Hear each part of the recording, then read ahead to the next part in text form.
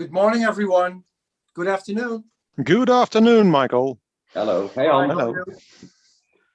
Good morning. Good morning. Good morning. Good afternoon. Guys, we're just waiting another minute or so. Make sure that everybody is in. So bear with us a bit.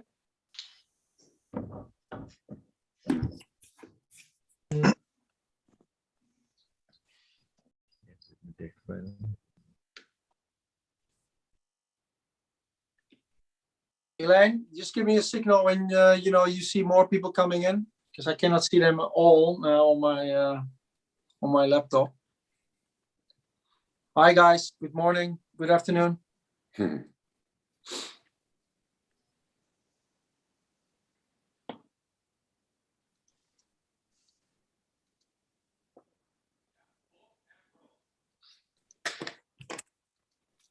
Are we good to go, Elaine?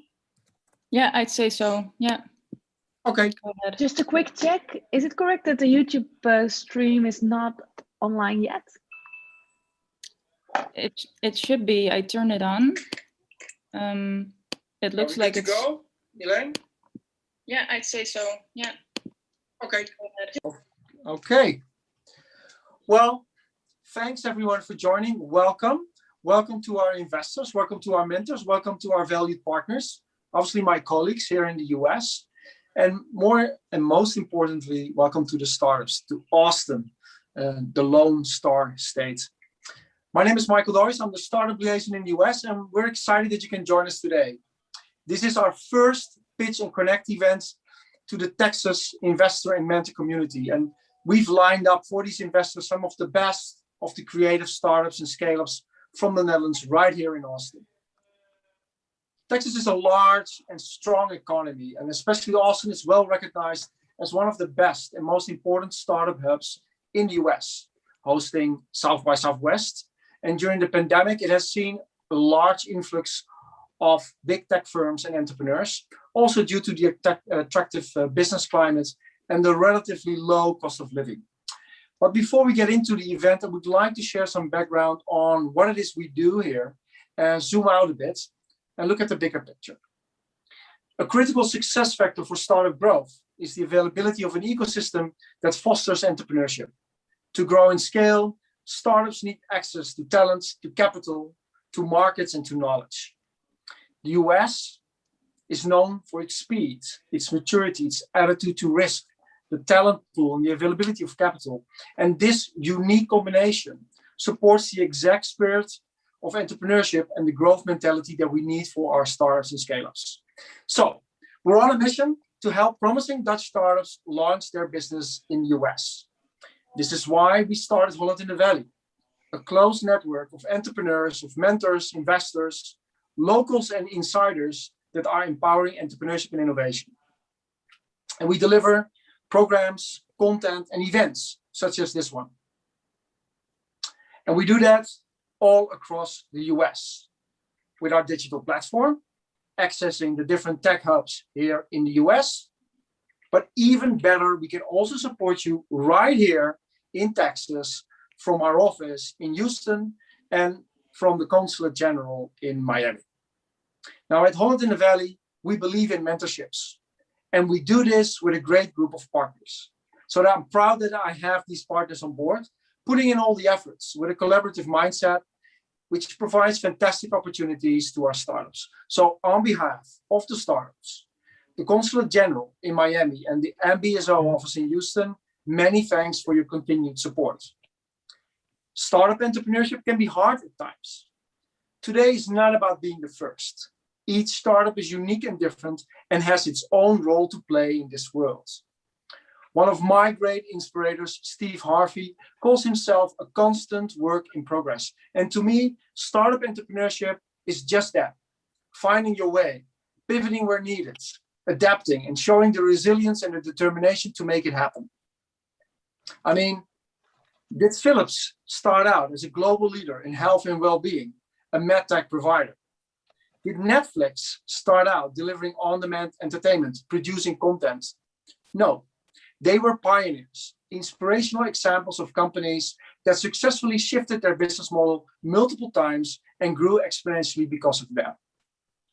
In today's event, we want to give a voice to 12 top Dutch startups from the creative sector in the Netherlands that aspire to start their business in the US and are taking part in our program. In this world of numbers and statistics, we want to remind everyone that stories are powerful and make your company stand out. Tell me a story and it will live in my heart forever. So to the startup pitchers, please remember that. Today is about sharing your stories, exposing you to a group of some of the smartest people that we know here in the US and in Texas. And by the end of tonight, you will have shared your company's story with quite a few people. I think this is a great way to start your network. Mentoring is incredibly powerful and important for business success. Many successful and great people in business have had a mentor. Startup founders learn the most from people with relevant startup experience. And these mentors provide the necessary and valuable outside perspective. As an entrepreneur, if you want to become successful, you have to jump all in. And each and every one of you, founders, you jump to follow your dreams. And we greatly respect that. Mentoring is also very much a two-way street. Picture a salto mortale as the image for mentoring. There's a hand that is reaching out to you. And then the knowledge by you that there is someone to listen, to help, to provide guidance. Where would the flyer in this picture end up without the hands reaching out? And mentors in our network have in-depth knowledge about the situation on the ground in the US and the Texas region. And they have the capacity to help Dutch startups familiarize themselves with the US entrepreneurial practicalities. Therefore, our mentors play a vital role in our network and helping promising Dutch founders gain a competitive edge in the US ecosystem. So, dear founders, you're about to embark on a journey to the US and to Texas specifically. We cannot give you a more engaged experience. I call on all the mentors, the investors, and the panelists to look hard among the teams you're about to see today. Which one can you help reach their business and innovation goals? And can you help one of those teams reach a new audience, a new customer, or a new market? So are you ready? Let's get started. Over to you, Luc. Please enjoy. Let's get started. Thank you, Michael, for that inspiring introduction. My name is Luc Schneidman. I'm the Deputy Head of Mission at the Netherlands Consulate, based out of Miami. And our mission is to connect Dutch innovators, companies, governments to their counterparts in the United States and build partnerships on innovation that creates economic opportunity. We do that together with the rest of our network, 5 consulates in the US and the embassy. And from Miami, we cover 6 states in the South, including Texas. And in Texas, we work closely together with our friends at the Netherlands Business Support Office based out of Houston and co-hosts of this event today. So we build bridges. Building bridges is part of a long tradition between our 2 countries. Just last week, we celebrated Dutch-American Friendship Day when we commemorated the appointment of John Adams as first ambassador of the US to the Netherlands back in 1781. We've come a long way. Today, the Netherlands is the largest export destination for products and goods from Texas in the EU. Dutch trade and investment supports over 80,000 jobs in Texas. And the Dutch have a long tradition of innovation. It goes back to our geography. Almost half of our country is below sea level. So we've always had to be creative, be innovative, and work together simply to keep our feet dry. The Netherlands and Texas are natural partners. Texas, as Michael just said, the world's 9th largest economy. The Netherlands with a consistent top 5 ranking on the Global Innovation Index. So what if we could connect Dutch innovation to the economic opportunities that exist in Texas? Bring smart solutions to a place that is famous for its pioneering spirit and its entrepreneurialism. And that's what we're here for today. We handpicked a selection of high potential startups and scale-ups from the creative industries. We're bringing them to this top tier ecosystem, to Austin, home of the South by Southwest Festival, a thriving hub for startups and a place where these businesses can grow. So companies, now is your moment to shine. We are honored to have a full house of investors, VCs, community leaders, and mentors with predominantly from Texas, but also some experts from other parts of the US. And they are here to guide you on your American journey. Yeah, so let's connect. Today is not a one-off event, a starting point of new partnerships. We'll continue the conversation after today. And my team and I at the consulate are here to help you build those bridges and partnerships. You can count on us for practical information, connections, networking opportunities, just like the one today. And we do that together with the MBSO in Houston. Just a few notes of housekeeping or logistics, if you like. We'll have 2 rounds of pitches today, 2 rounds of 6 pitches. The pitches will be 3 minutes each, so time management will be key. After each pitch, we'll have 5 minutes of questions and feedback from our expert panel that will be introduced shortly. And we, of course, also encourage the rest of the participants and industry experts joining us today to submit questions. You can submit those in the chat. During the feedback round, we'll ask you to unmute yourself so you can ask your question. We'll have 2 rounds. After the first round of about 15 minutes, we'll have a 10-minute break around 10 Central Time in Texas, and that would be 5 in the Netherlands. And then we'll conclude the day with a short networking opportunity.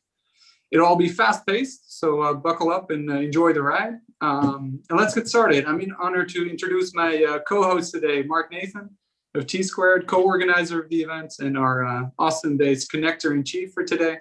Mark is VP of Client Strategy at law firm Egan Nelson, where he helps his clients discover capital sources. He is an experienced leader in the technology startup community and the founder of T-Squared Agency. Mark, excited to meet our panelists and hear from these companies, so over to you to kick off. Absolutely, Luke. Thank you so much for having me and allowing me to co-host with you. I am extraordinarily excited about this event today. I've been able to vet and look at some of the companies that you've selected, and the team at the Netherlands is just absolutely stellar. So I'm really excited to bridge this gap between the Netherlands and Texas, because as you said, there's a lot more alike than there are different. And I really feel like we can really help some of these companies grow here in the United States and North America. With that, I'd like to introduce a handful of people that are joining us today that are going to be our mentors and judges for the commentary on the panels themselves. The first is Dr. Max Niederhoffer, the founder of Hardcore, a VC based out of Germany, but he lives here in Austin now and is looking to expand here in the States. They mostly focus on consumer tech, but they're interested in lots of other technologies, and he's going to be an absolute wonder of a resource for all the activity coming from Europe to the US. The other person I'd like to talk about today, Ted Tomah, who's joining us, also a recent transplant to Austin, from New York. He's joining us intermittently today, but I want to give him a special shout out because I really liked our conversation, and I think he's going to add a lot of perspective to this, even if he's not able to comment on every deal. The third person, and also a friend of mine, a new friend actually, is Sam Peden from Athos Capital, who's joining us actually from North Carolina, but spending a lot of time in the Austin area now looking at deals. We have a number of other Dutch investors that are joining us as well. I'd like to just point out Wiebe Nagaman and a few others, because I think it's going to lend a lot of experience to what we are looking at, not just from a funding perspective, but from a launch perspective here in North America. So with that, I think we should just get started, because I'm just bursting at the seams to get this thing going. I'm really excited, so thank you all very much.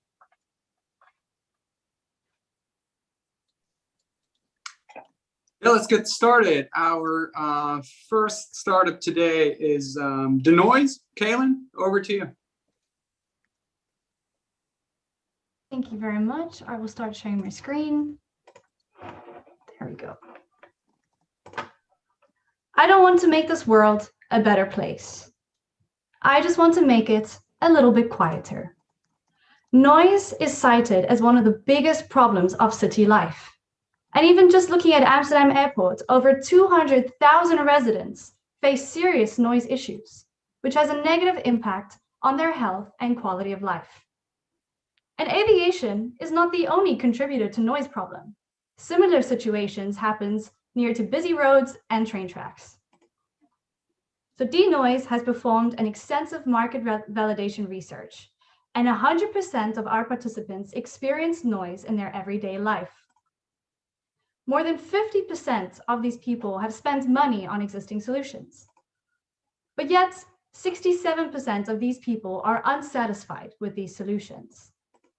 And this happens because glass is the weakest link in any building facade, and it is also ineffective at canceling and reducing the lower frequencies of noise. And this is where denoise comes in. It's a big problem and a big opportunity. We have developed an active noise canceling technology that integrates into existing windows and can cancel noise in real time. It is made up of the denoise harmony glass, which is the actual glass unit with the technology installed, as well as the denoise hub, which is the user interaction panel. It offers up to 90% reduction in low frequency noise. It also allows you to filter and amplify the sounds that you do want to hear. Not only that, but you can also play music through your windows. Thus, we offer full control over your indoor acoustic environment. And 85% of the people that we asked said that they are willing to pay for this proposition. So what have we done so far? We have made 150,000 in revenue. We have already signed Schiphol Airport as our launching customer. We have also developed a strong network of manufacturing and distribution partners, and we have a growing number of leads, both residential and commercial. And we are passionate people on a mission to make the world a quieter place. This is Aman Jindal. He started this company with Oliver Chavan. Aman is a graduate in aerospace engineering, and Oliver Chavan has over 20 years of experience in the field of acoustics. And they are, of course, complemented by a diverse team of engineering and business and marketing people. So what's next for us as a company? Well, we have already raised 350,000 in funding. And this year, we plan on completing our pilot project with Schiphol Airport and finalizing our seed round. We invite you to participate, and I welcome any questions. Thank you. Wonderful job. Thank you very, very much. So I'd like to start by saying, well, first of all, I think it's very important to note that you were a last minute, Aman was supposed to do this. He had a special family issue, and you came in and absolutely did a phenomenal job of knocking this out of the park, the American expression that we use for baseball. But I really think that this is fantastic. I'd like to know, first of all, if anybody would like to ask a question, please put it in the chat. But if it would be possible, I think I'd just like to specifically ask one of our judges, and I think I'm going to go with Dr. Niederhoffer. Do you have any comment to something like this? I know you mostly deal with consumer-facing technologies, but would this count under your umbrella? Well, thanks, Mark. So generally, we kind of our test is, does the consumer pay, right? And to some extent here, the consumer does pay, right? But generally, I think in most construction projects that are residential, you're going to have some sort of intermediary. But I think there have been wonderful projects in the US, right? I'm thinking of kind of thermostats, right, which some people self-install, but many people don't. I'm thinking of kind of like heating, like HVAC units. So there's like a set go-to-market for this stuff in the US. Now, because we're not B2B investors, I actually don't know that go-to-market, but I would imagine there would be many potential multipliers that could help with something like this. Makes perfect sense. Thanks. I have a question. Mark Zawacki, I work with Techni Infinity, which is a hospitality-centric venture fund out of Silicon Valley. I'm curious how much IP is in this. I mean, historically, the situation was thicker glass. Mm-hmm. And how deep is the IP in there? How long is it for? What's the defensibility around it? So I unfortunately do not know all the details, but I can tell you that we have a patent already filed. And in terms of the technology itself, it's multiple, so it's sensors, controllers, actuators. There are different components to it as well. Great, thanks. Maybe we can follow up offline. Excellent. There's a direct connection to a company here in Austin called Icon 3D that is famously building houses out of 3D components. They're basically printing houses on the spot. Would this be something that could be used in something like that? Not obviously on the printing side, but can you installed in custom homes, or does it have to have a specific type of installation system? Sorry, I think your audio is cutting out a little bit. I was not able to hear everything there. Oh, that's no good. I'm so sorry. I was asking, do you have to have any kind of special connections into the windows or into the wall focus, or you can put this into a standard construction system? Yes, so because obviously it does run off of electricity, you do need to have an electric cable. And this can run from the window. In retrofitting, it can run along the wall then to an electric source. But in new build, it can also be built into the walls or into the ceiling. Excellent.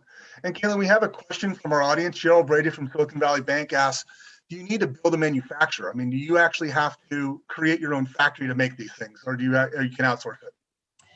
So no, the idea is that our different components will be outsourced to different manufacturers, and that we will bring them together and perhaps also have an assembly partner. And then actually we will then send our kits to an IGU manufacturer, for example, Pilkington. We already have a good relationship with them. And they will integrate the kit into their windows and then sell it downstream from there. Excellent. I hope that answers the question. It certainly did for me. We have one more question. Yeah. What would roughly the cost for an average household to implement this technology? What do you think the retail price of something like this might be? So we're looking at a 30 to 40% more expensive markup than what you would have for any current existing solution. Mm-hmm. And that includes installation, all of that. Yeah. So for a 40% uplift, you get all these benefits and features without too much of a change to the actual structure of the house itself. Yeah, indeed. Excellent. Well, very good. Well, unless there's any questions, Caitlin, thank you so much for coming in last minute and doing a wonderful job. You really hit it out of the park. I really have to say that's true. Thank you very much. I appreciate it. Excellent. And thank you very much. Our next, Luke is going to introduce a company called Actual. That's right. Our next company is actually called Actual. It's Hedwig Heinsman presenting for us today. Go ahead, Hedwig. Thank you. I'll just share my screen.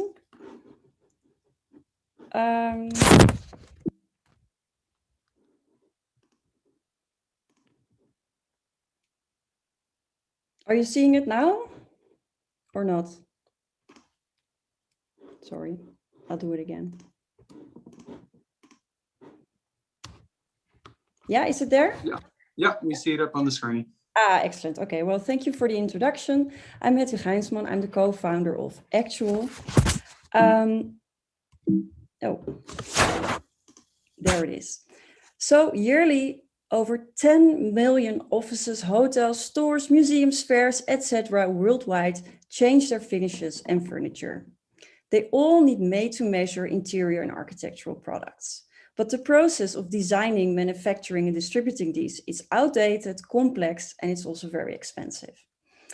And it's very wasteful because all these interiors end up in the trash every 3 to 5 years. So it's not just a tremendous amount of trash and super polluting, but it's also actually a lot of recurring business.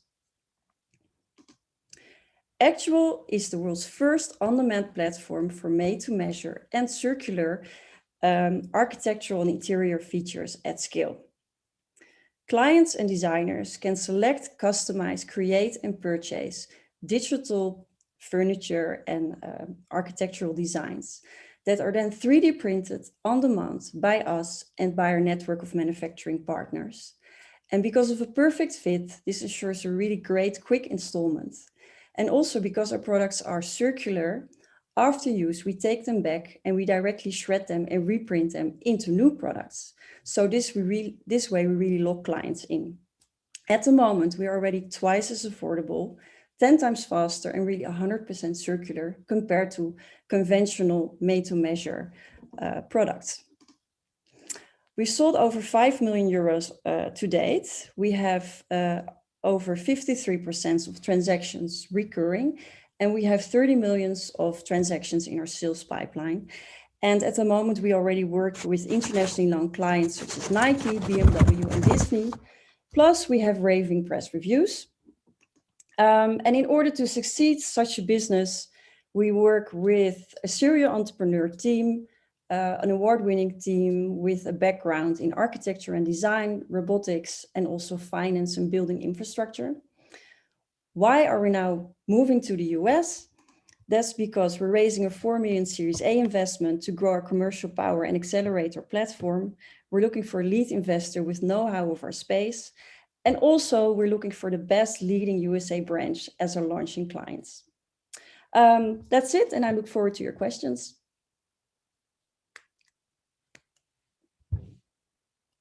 Thank you, Hedwig. Concise and very powerful. And you participated last week in our circular economy mission, and next week in our female founders event. So you're a familiar face, and we're happy to have you here today. I would encourage everyone to submit questions in the chat, but let's first go to our panel of expert judges. Could I give the floor to Ted to give your Ted Tomah to give your feedback?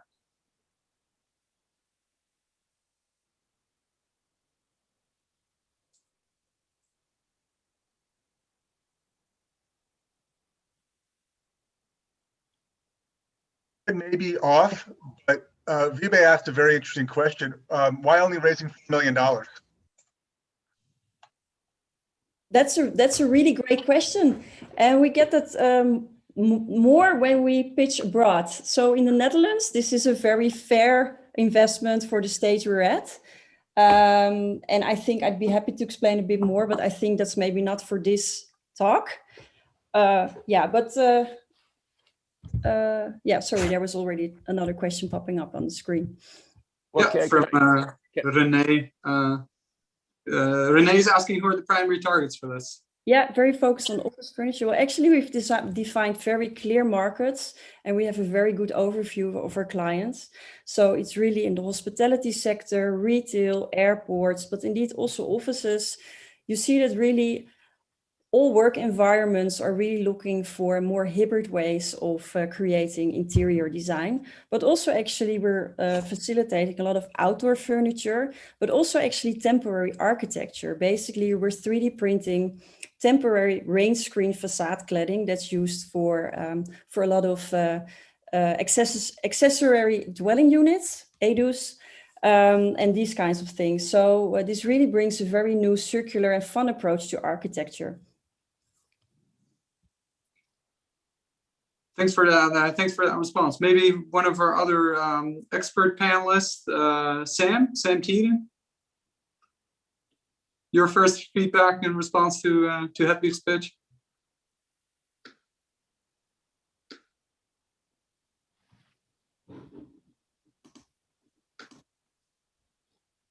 Luke, maybe I can. Go ahead. Luke, maybe I can comment. Yeah, I would like to, on a panel like this, it's an opportunity to really engage and learn. So, I don't want to put you on the spot because you said you wanted to take the question offline, but I'd really like you to answer here. Oh, sorry, the question about the 4 million. That's right. Well, I think maybe in all honesty, it's also about the pace of scaling. At the moment, we're really building our platform now. We've built our own hardware factory, but we really don't have the ambition to become a hardware company. And I think that this really suits the size of that we need to really scale our platform. At the moment, we're primarily looking for the money to scale our commercial power and to really get a proper sales team in place. Okay, your first answer concerned me a bit because it sounds like you're almost not ambitious enough. So I would be careful with that. Oh, well, thank you. That's actually, that's very good feedback. Maybe if I can add still, we are really ready for rollout. So we have our own print facility in place that's very easy to scale. And we also already have 5 product partners lined up that are willing to license our technology and then also sell their own products with our technology over the platform. Thank you. Thank you, Hedwig, for clarifying that. Any other questions? We have some time. Please unmute yourself and feel free to pose your question.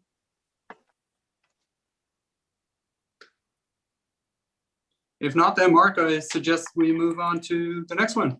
Excellent. Thank you. That was wonderful. Thank you very much for that presentation. Well, I'm very excited to announce this one. We've got Sandra coming up with Beyond Sport. So forgive me for butchering her name, but I'm looking forward to hearing your pitch. No worries. That's a common one. Hi guys, I'm Sander Schouten. I'm CEO and co-founder of Beyond Sports, and basically the thing that we're trying to do is changing the way live sports being consumed, and then primarily for the next generation. So, well, what we do is we monetize data through a unique visualization platform that is relevant for teams, leagues, broadcasters, and ultimately the end consumer. On the bottom, you can see the leagues that we're working for and also the major sports networks. So what does it actually mean? So when we look at sport matches, this is what we see. We see X and O's on the pitch, and that basically represents the position of each and every player, ball, etc., etc. But when you look at matches, you will see those players actually on top of those data points. And what we do with these data points is that we transfer it into a virtual world, and that virtual world actually allows us to do things that normally cannot be done, namely placing cameras on places that normally would be off limits. So behind the player or inside the head of this goalie. This is great for storytelling, obviously, but can be done or used for different other things. But the best thing is that we do this in 0.16 seconds, which is way faster than natural broadcasting would take. So where does this make sense? We have 4 business areas or revenue areas. One is with the teams, and the second one is player data enhancement, evaluation, and probability mapping. Thirdly, it is broadcasting in very different ways. And eventually we have a white label platform called Gameplays where all the things comes together. So this is where people know us from. Monday Night Football across the globe, Premier League match, a point of view presented to you by Pundit that tried to bring a message across to the home viewing fans. But this is where the real money's been made for us. So let me bring that one slide back. We're the best in class on data enhancement. So basically in every single league in the world, we know how data works and what we can do with that data. And we build a unique proprietary middle layer that gives us a unique position in the ecosystem between the league, who is the rights holder, and the data aggregators like Kyron Higo, Second Spectrum, etc. For example, to give you an idea, every single match played in the NHL goes first to our office here in Alkmaar, being looked at, data enriched, and then sent back to the NHL for different outlets like betting, broadcasting, newspapers, etc., etc. To make a bridge to this, we just don't do regular broadcasting as in humanoid characters, but we actually do this also for younger generation of fans, like I told you. And blockies seem to be a really good way of communicating with these young fans, 5-times higher viewership than the regular broadcasting had. And this was Nickelodeon last year with the NFL Network and Nickelodeon itself, where we just pulled off huge numbers, but 2 billion worldwide impressions was something to be proud of, as well as being nominated for 2 Emmys this year. Can you commercialize it? Yes, of course, because for us it's just data points. And if you put the Lego characters on top of it, that's all fine for us as well. If you combine all that, you bring it back into a white label platform, which is called Gameplays. If I may, one more important thing is that we actually bought data rights to these leagues on a global basis. So we're allowed to visualize that to any endpoint that we want to. Thank you very much. Bit overdue. Excellent. Thank you, Sander, so much. I'm very curious personally. Can you tell us a little about your expansion to North America as far as, obviously NHL is one, but are you looking at any of our other bigger leagues here? Yeah, so basically the only league that we're not talking to, or not having a paying relationship with is the MLB, and all of the others we actually consider them as clients from us. Excellent. Well, I imagine you have your hands full with obviously with American football here, and I imagine that soccer, which just came to Austin 2 weeks ago. If anybody knows that, we should be very excited. Austin has our very first professional sports team ever, the Austin FC. So we're very excited to have you here as well. I'm more than happy to visit you guys, and Austin is one of my favorite places to be, next to you. Oh, wonderful. We're happy to host you anytime. Well, we have a question once again from Bill Brady from Silicon Valley Bank. Tell us a little about your monetization model. How are you making money with this? Yeah, so basically we have a different horses for courses. We do a team basis just to help them out with player performance enhancement. Then we have the data analysis. So we run data to see if there are missing points, missing data points, etc., and we enrich that and give that back to them. Why is that so important to these leagues? Because they already sold their data to betting offices to write proper quotes, and that well, that's worth a lot of money, and therefore they're paying us well for that. Thirdly, broadcasting, we're just creating content, new content, but also user-generated content. And this is something unique because if you can give the home viewing fans the power to create their own clips, basically they're TikToks for sports, as people like to refer to us, that's money in itself. And then the data point itself can be monetized by having product placements in there, like Lego, which doesn't feel like product placement because you're watching a fun experience. But at the end of the day, it's just a really long commercial for Lego in this case. But it can be any environment because to us, the environment is irrelevant. Like we can play it on the moon if you want to. Excellent. I'm sure Elon Musk would appreciate that. We had a roadster flying by on Mars, but that's a different story. How interesting. Well, Ivor has a question I'd like to ask you now. What are the future plans to raise after this investment round? What are you looking for next, and what's expansion look like, especially from strategics around the sports leagues themselves?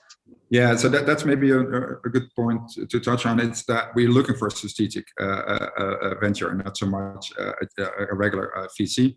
As we like to grow our business. Like I said, most of the people out there know us already, and we're working with them. So what we really need to do is try to get that consumer proposition in there on the fundamentals that we already have been building over the last years. And what we need then is a lot of boots on the ground to get that word out, as well as getting advertising sponsors in. So that's what we're looking for. And would you say that your target market is the actual advertiser or the leagues themselves? Who actually pays you? No, so it's a tiered approach. So our main customer is the league itself, because at the end of the day, if you don't have access to that data, then there is nothing to do. Luckily enough for us, and that's a bigger story here, is that we have been helping out all those leagues choosing the right data provider and therefore securing our long-term relationship on that data itself. Basically, the league doesn't know that they have data, but they don't know what to do with data, and they consult us to do so. And now we're actually on the chair monetizing it as well for them. And with a lot of leagues, we have split revenue setups, so it's in their interest that we make money, etc. Of course, there is a local Austin company that's very well known in the sports broadcasting space called Flowcast, and Flow Sports, the actual parent company, has a very large strategic investment from none other than the World Wrestling Federation, or World Wrestling Enterprises. But they broadcast a number of different, what we would consider second-tier sports like professional diving and lacrosse and things like that. Now, obviously, your technology can help any league in any sport. Have you actually expanded into what we would call tier 2 and tier 3 sports as well? Yeah, and not only that, but also in your primary sports, also into NCAAs, for example. Like a lot of we know, like not all Europeans know, but we know that the collegiate sports are way bigger than sometimes the actual pro sports are, right? So the NCAA March Madness is way bigger than the NBA can be at some points, right? So we're focusing on that as well. But cricket, lacrosse, all of those are on our radar. Cricket is actually in the making right now. But it also has to do a bit with our original Series A, our seed round investors. Is that amongst them is David Blitzer, owner of Sixers, as well as the guys from Blue Pool, as in the net. So that steers us in directions as well, of course. Excellent. Well, unless anybody has any other questions, we'll move along. But been a phenomenal job. I'm really impressed and really like what you're doing. As a parent of young children, I see a lot of sports activities online, and obviously this is something that can help them get engaged. So thank you very much for making this. Thank you. Appreciate it. Luke? You're in the right place. Two of the semifinalists in March Madness were from Texas. So Texas is a place to be for sports. Next up, we move to Dimenco, here to present our Maarten Tobias and Arne Balk. Yes, thank you very much. Well, it's only me today, so Arne's not present. So let me try to do a good job today.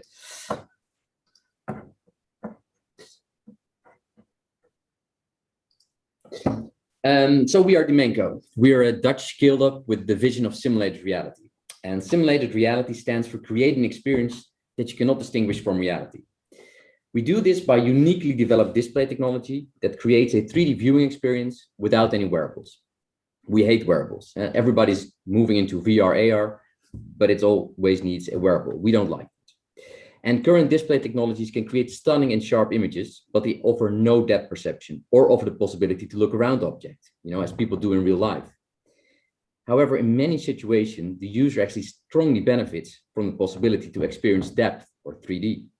It's way easier to understand and design complex images, 3D objects, digital twins, like designers and engineers face every day.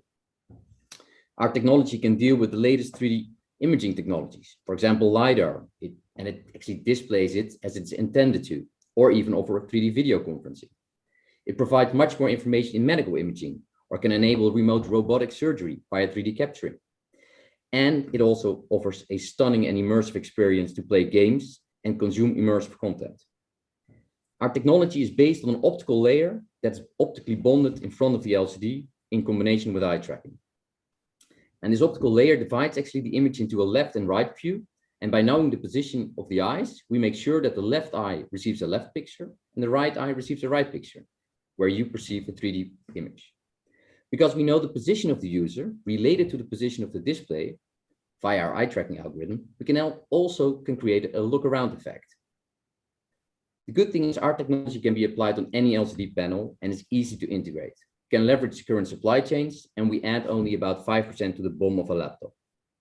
We are mass market ready, are being integrated in a laptop by a top 5 OEM, which will be announced in end of May, and will be mass market available in mass production end of Q3 of this year. This OEM will also deploy a second product end of this year, and we expect 2 other OEMs that will launch early 2022. We work closely with Microsoft, Intel, NVIDIA, and several telcos to further expand and enrich the ecosystem.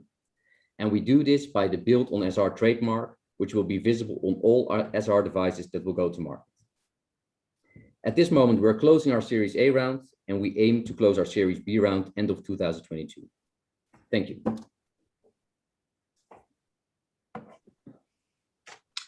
Thank you, Martin, for that pitch.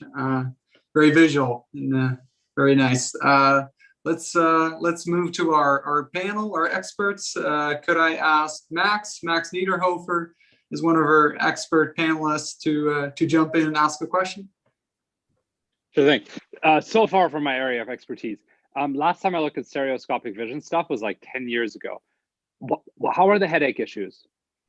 Yeah, so headache is often caused by the fact that your left eye sees the right image and your right eye sees the left image, which we call crosstalk. In our case, crosstalk is below 2%, so there's no headache issues. The top 5 OEM, it's a very well-known brand, did a lot of user testing, and they had no issues with the headache or whatever you refer to. Yeah. And so what are the lead times from kind of like design in through the OEM to product into market? So normally an OEM takes about 6 to 9 months for a laptop to be redesigned, and we can follow that timeline. So there's no more time added actually in the normal design in time. And in terms of your business model, like when do you get paid? So we ask a upfront design-in fee, but the main model is a license fee. So we get a license fee for every product that they sell. Understood. That'd be it for me. Thank you. Could I ask Luke to unmute and ask your question, Luke Janssen? Yes, of course. Hi. I have a question about generated technology. I mean, it sounds pretty cool the way you can do with it, but if it's only one user watching, how do you do it with 2 users? And as an extension of the question, can it be scaled up for like big ads and big billboards or big conferences like that, if it is possible for multiple watchers? Yeah, it's a good question. So we focus really on a single user device, and mostly that's because we use eye tracking and we want to create that experience that you can truly look around an object. With multiple users, that's very difficult or actually almost undoable. There are technologies to do that, but then you lose a lot of resolution and it becomes, then the headache issue pops up again.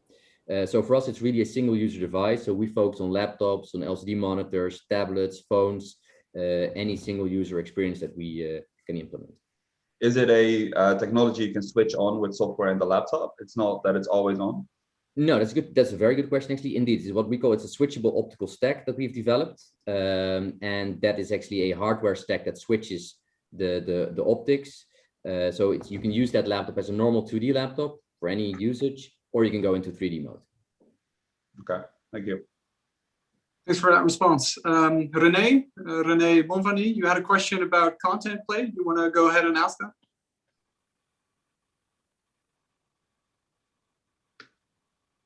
Okay.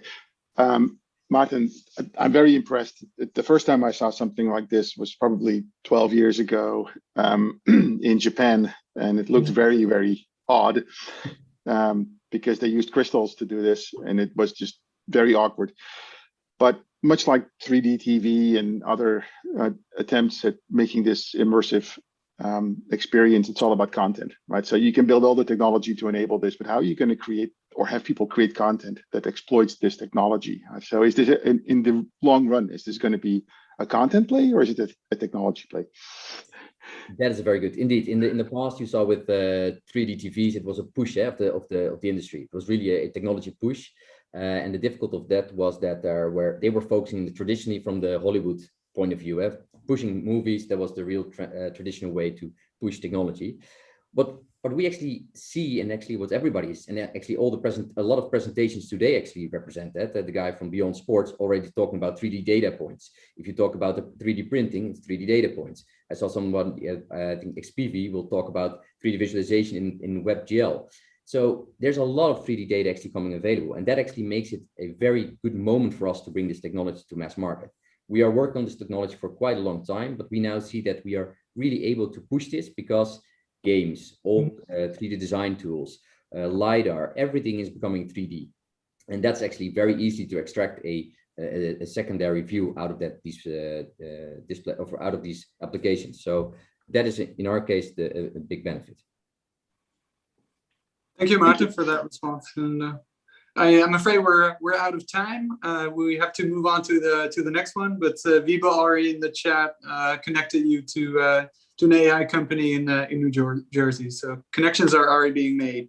Mark, could you introduce the next company? Absolutely. Well, I'm very excited to do this one. Hans Zerks has a company called Alpha Beats that essentially uses music to soothe the savage beast. I'm looking forward to hearing what he has to say and how he can actually explain the business to us. So Hans, take it away. Thank you. Yeah, thanks, Mark. Let's talk about music. That's what we all like, I think. I shall share my screen.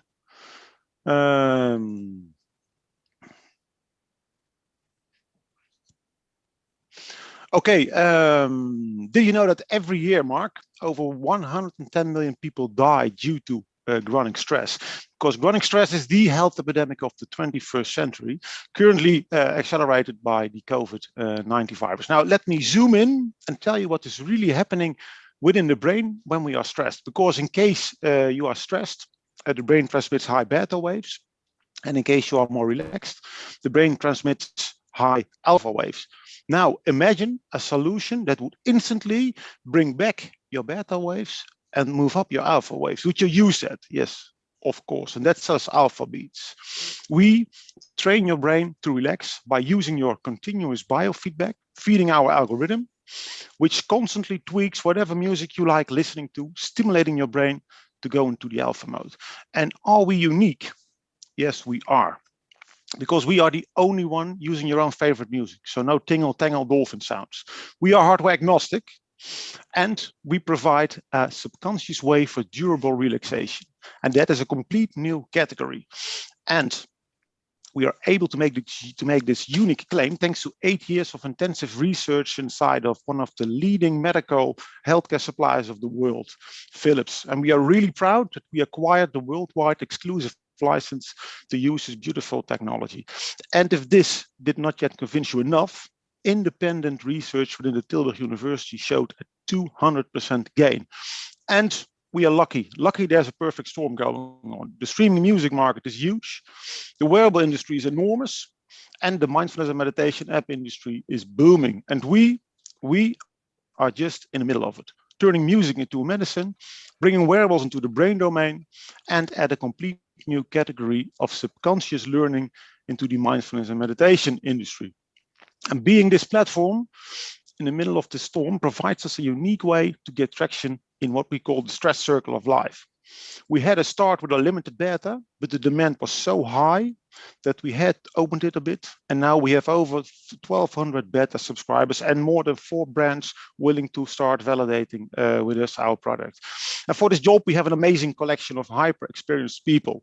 Like, for example, my co-founder, Jur Velema, who's a surgeon and who is helping us to understand our solution from a medical and scientific point of view. And as a tech team, we have one big dream, and that is to become the Zen button. And that's why America is for us the place to be, because there is a massive market for stress relief. And that is where most leading wearable suppliers, music streaming providers, and mindfulness applications are. So if you have connections with these companies, it would be wonderful if you can help us. Thanks. Wonderful, Han. Thank you very much. What a great pitch. Just before we get into some of the questions, there are a number of different wearable and music related companies here in Austin. And one I think would be an excellent partner for you is a company called Earbud that went through Techstars last year. It's run by a former NFL football player who's now basically helping early football player and athletes come up with shareable playlists. That might actually be an excellent partner for you, and I'm happy to introduce you. Yeah, it would be great, Mark. Very good. With that, I'd like to introduce a newcomer to the panel, my very good friend, David Schneidman, who's with Unorthodox Capital here in Austin. And David, if you've heard the pitch, I'd like to get your feedback on it, what you think of how to integrate this with some of the things you're seeing in the market here in the US.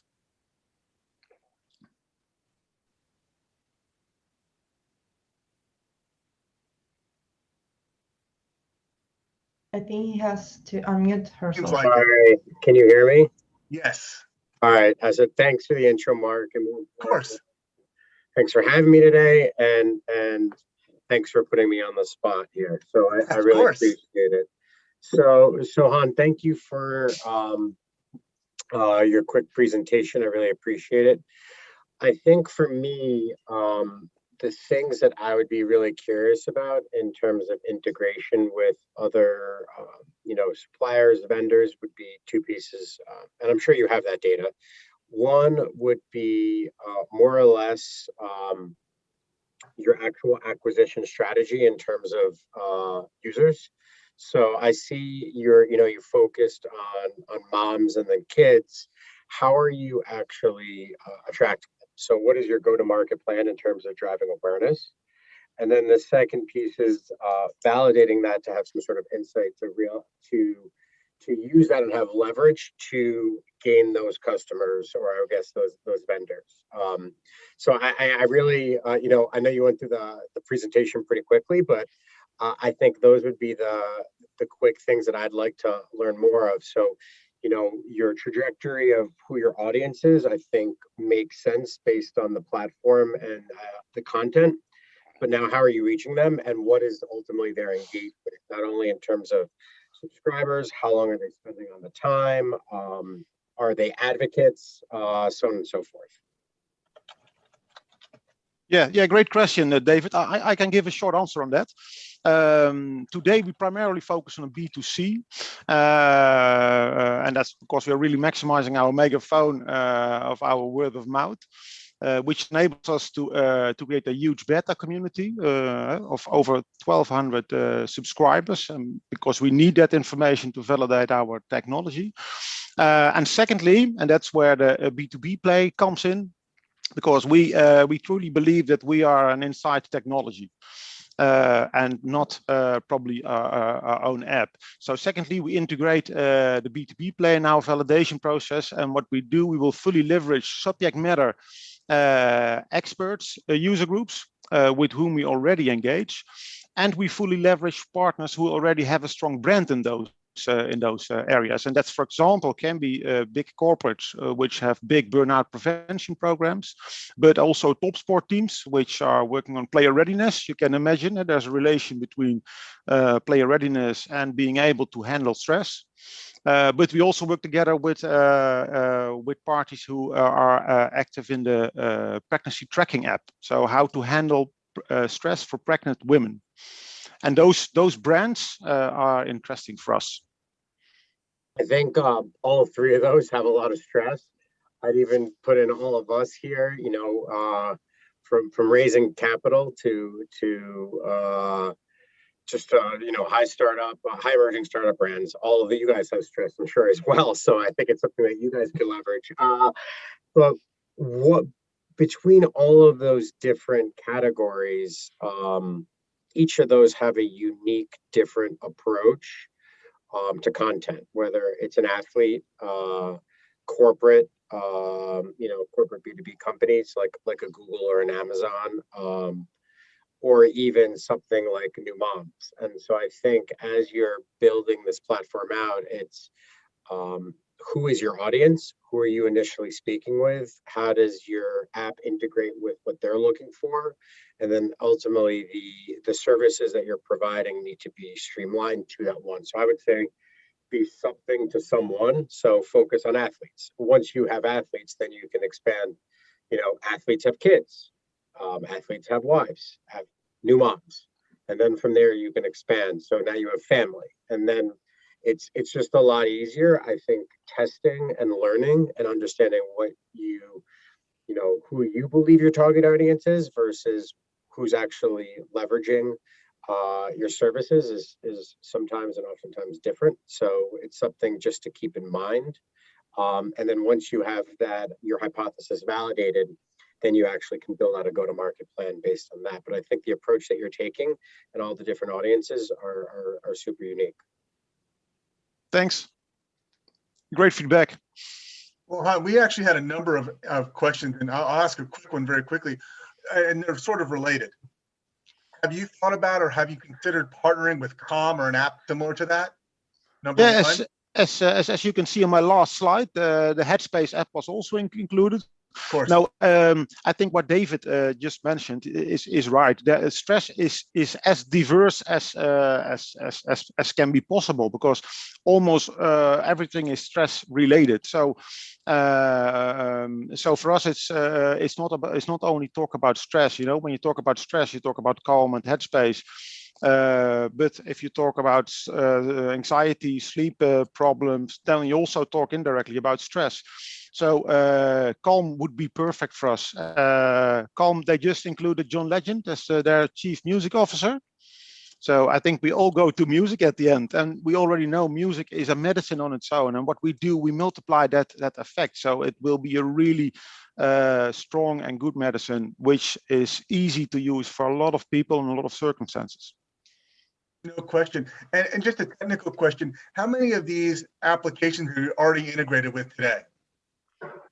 At the moment, we are almost finished to start with beta, and we are working on 2 applications with validation partners, but they still have to be finished. Wonderful. And I imagine that's part of the raise while you're doing a fundraise now, or currently fundraising specifically to get to those different integrations. Yeah, no, we just got funded at the end of last year, so we have fund now for a runway of until the beginning of next year, and for that period we are working for a Series A. We are going for Series A. Wonderful. Well, this has been very enlightening. Thank you very much, and good luck with all the integrations and your expansion to North America. Yeah, thank you for giving us the opportunity to tell our story, because that's the most important thing, of course. Thanks, Mark. Bye. Thank you, my friend. Very persuasive, huh? And full disclosure, you were also one of the official South by Southwest pitch finalists, so you're a familiar face here in Austin. Next up, a totally different ballgame, sustainable e-commerce. We move to Dayrise. Bart Nolan, can I give you the floor? Thank you very much. Am I sharing my screen? Yeah.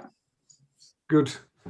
Let me just do this for full view. Wait. Enter full screen. There we go.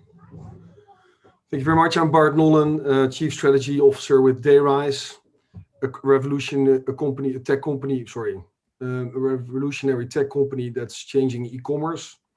It's basically built on the motto that if people are looking for gold, you sell shovels. Currently, at the moment, people are looking for their ways to reduce their impact on the planet. Companies are looking for ways to reduce their impact in their supply chains. And this is something that needs data and needs analysis.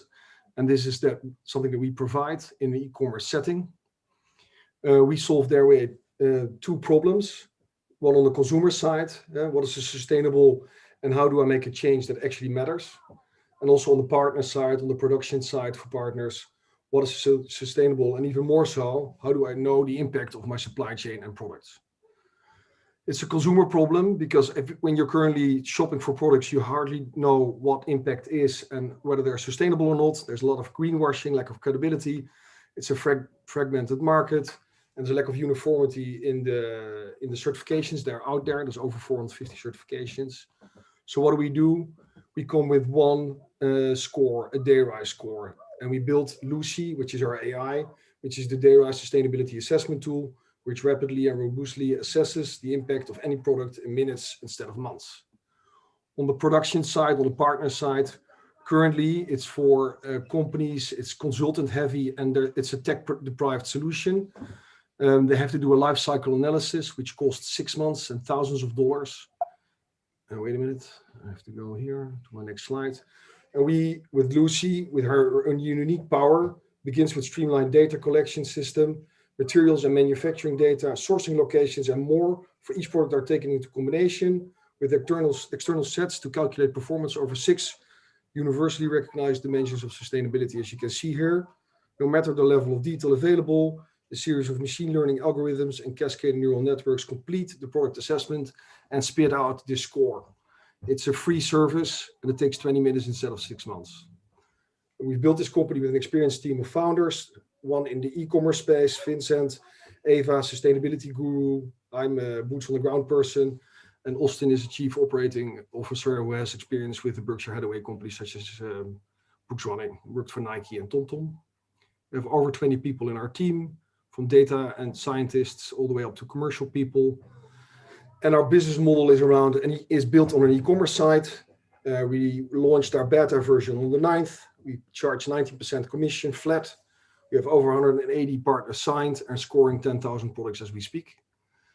We have ambitious plans to grow DayRise. That's why we're pitching here today. We want to launch, instead of in 2023, in 2022 in the US. Yeah, quickly, we raised up to date 4 million and we're currently raising 6. Thank you. Thank you, Bart. And pretty much within the time. We're strict, but we're not harsh. In a very timely product also. How has the past year and a half been for you with the growth in e-commerce during the pandemic? Yeah, it's been a roller coaster.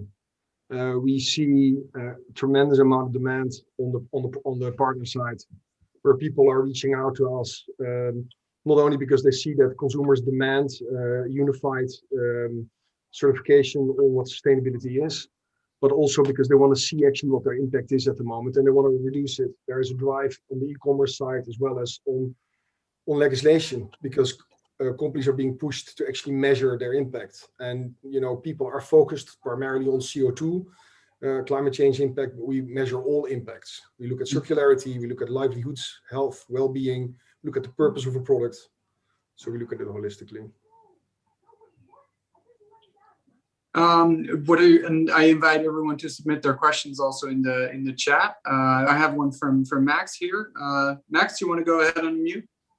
Yeah, sure thing. So I think my core question here is like, why do this as a consumer marketplace instead of kind of coming up with a score that's then widely accepted by the industry and is actually able to drive conversion on other sites?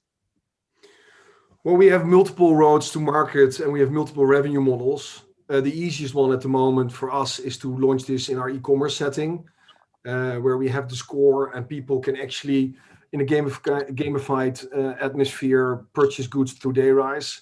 We have a flat fee that's signed off with all the partners, but there are additional revenue streams there as well. And so how are you able to pay kind of competitive acquisition costs in that kind of consumer model? Yeah, well, there's two things. One, we have built AI for the company itself, Lucy for the assessment of the impact, but we also use AI to penetrate the market. We've downloaded the internet of the markets that we're entering, and we're actually looking at short, mid, and long-term competitiveness of search engine, and we built our portfolio bottom up. One of our drives is, of course, to be a sustainable company, so we're not pushing red shoes in a market where people are looking for blue sweaters. And we know people are looking for blue sweaters, where they are looking for blue sweaters, and we engage with them at the moment that they're willing to buy. Thank you. Thanks for that response, Bart. Let's collect some additional feedback. Could I invite Gerald of Silicon Valley Bank? What is your first impression?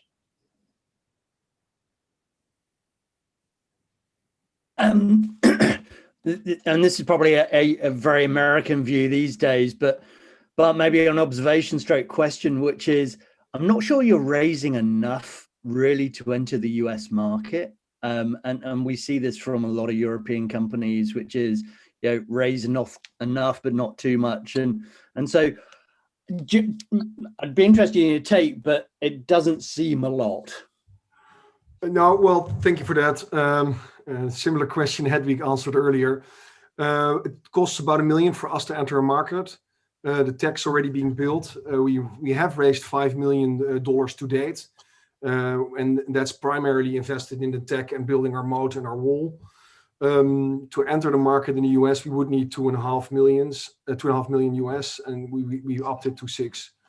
We feel confident that it's enough to penetrate the market, but yeah, that's based on our first markets being $1 million to enter. So I'll give you maybe a cynical investor answer, which is, it always costs more, it always takes longer, and the US is the single most expensive market you're ever going to enter. So I would just, one, think about that, and two, your competitors here are going to raise a lot more money, have a lot more money. So cash is also something that isn't about just what you need, but how you fuel the growth. Thank you for that. We'll take that into consideration. Thank you. The Dutch are very modest, Gerald, as you know. But that concludes the first round. We'll move to a 10-minute break, after which we'll have another 6 pitches. So please join us at 11:17 Eastern. So that's 10:17 Central Time, and that is around 5:17 in the Netherlands. So we're looking forward to seeing you in 10 minutes. Just a few minutes to get coffee, do a bio break, and everything else.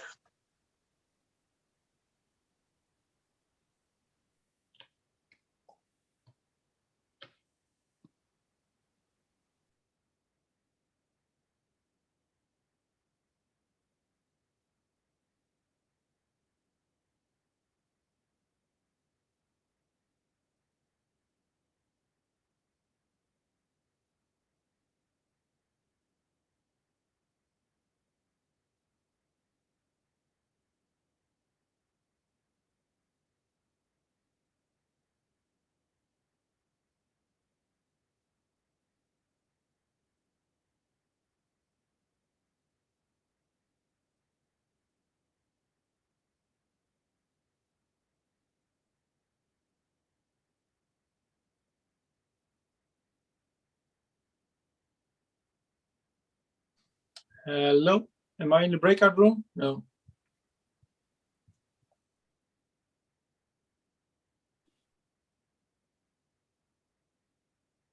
We're doing a 10-minute break. So then, and then we're gonna start again with the pitches.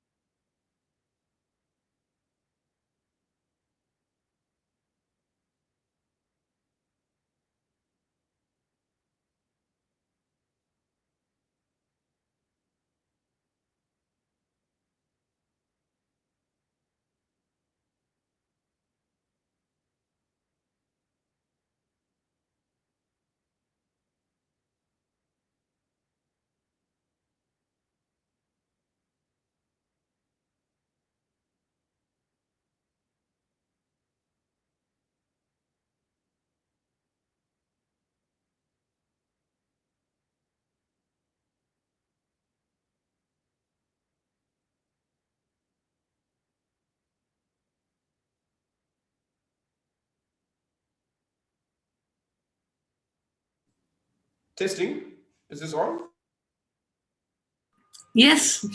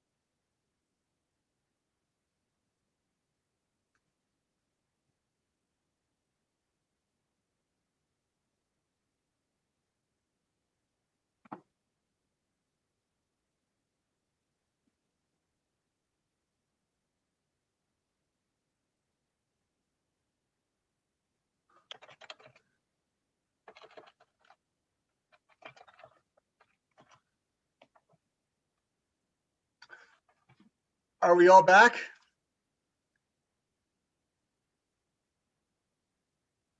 I'm guessing we are, but thank you very much for all joining us again.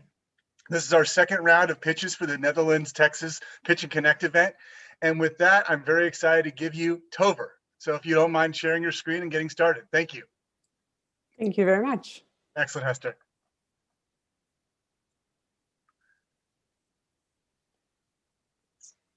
There we go. My name is Hester Larish, and I'm the founder and CEO of Tover. We make what people call cognitive stimulation systems for people living with dementia, or what we say purposeful play. And we are already in 14 countries with a yearly revenue of 6 million euros. But let me ask you a question. How do you make conversation with someone that doesn't remember you? It's a massive challenge for family members with a loved one suffering from dementia, but also for the people that look after them every single day. And we help all three of them. Our product, the Tovertafel, improves quality of life of the residents by stimulating physical activity and social interaction. And it evokes meaningful moments with family members that come and visit them. And it reduces the workload of the carers. And it doesn't only save costs for the care homes, but it can also boost their revenue stream by presenting themselves as innovative care institution and actually that they've got the well-being of their residents at heart. Today, the Tovertafel also gives solutions for adults with intellectual disabilities and children with extra support needs. These 6 million revenues we create with a partner strategy in 14 countries and growing. Even during the pandemic, we grew with 13%. And we've got a recurring revenue model, the purchase of the device, and we've got a subscription model on the games. And in 2022, we double our revenue streams. We do that because we're selling our subscription also to our current customer base. We're launching a second hardware product, and we're expanding our market to your country. We founded Tover. We've got Matthijs, he's an entrepreneur at heart, and he's the genius behind our technology. Got Sjoerd, he's a spider in our network, and he's fully focused on the USA at the moment. And myself, I'm a quarter scientist, a quarter designer, a quarter entrepreneur, and a quarter world changer. My mission is to create a loving and inclusive world for people that need care. And this is the moment to come your way, because your care industry has a high level of technology readiness. We also received 700 requirements for our products. And we're looking for two things. We have bootstrapped our company up until today, but for further growth and development of our business, we're looking for a Series A investment round of $9 million. And we're looking for contacts to create a distribution network throughout the USA. So join our mission today, because together we can make a better tomorrow. Thank you.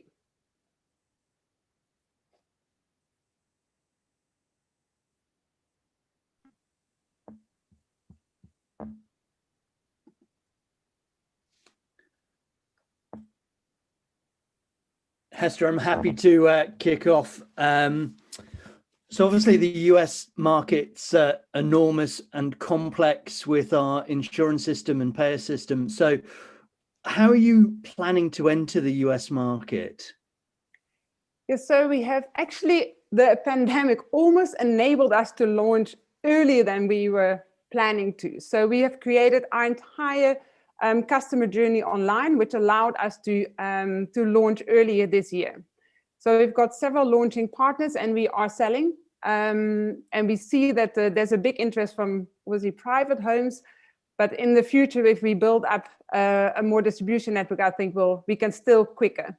But it would be, I think it's a great way to meet people, meet potential distribution partners, the way we found a partner in Canada as well. So in Canada, we've got a partner and they're starting very soon. Actually, Sjoerd is in charge of the onboarding in the next couple of months, and we would like to do the same in the States.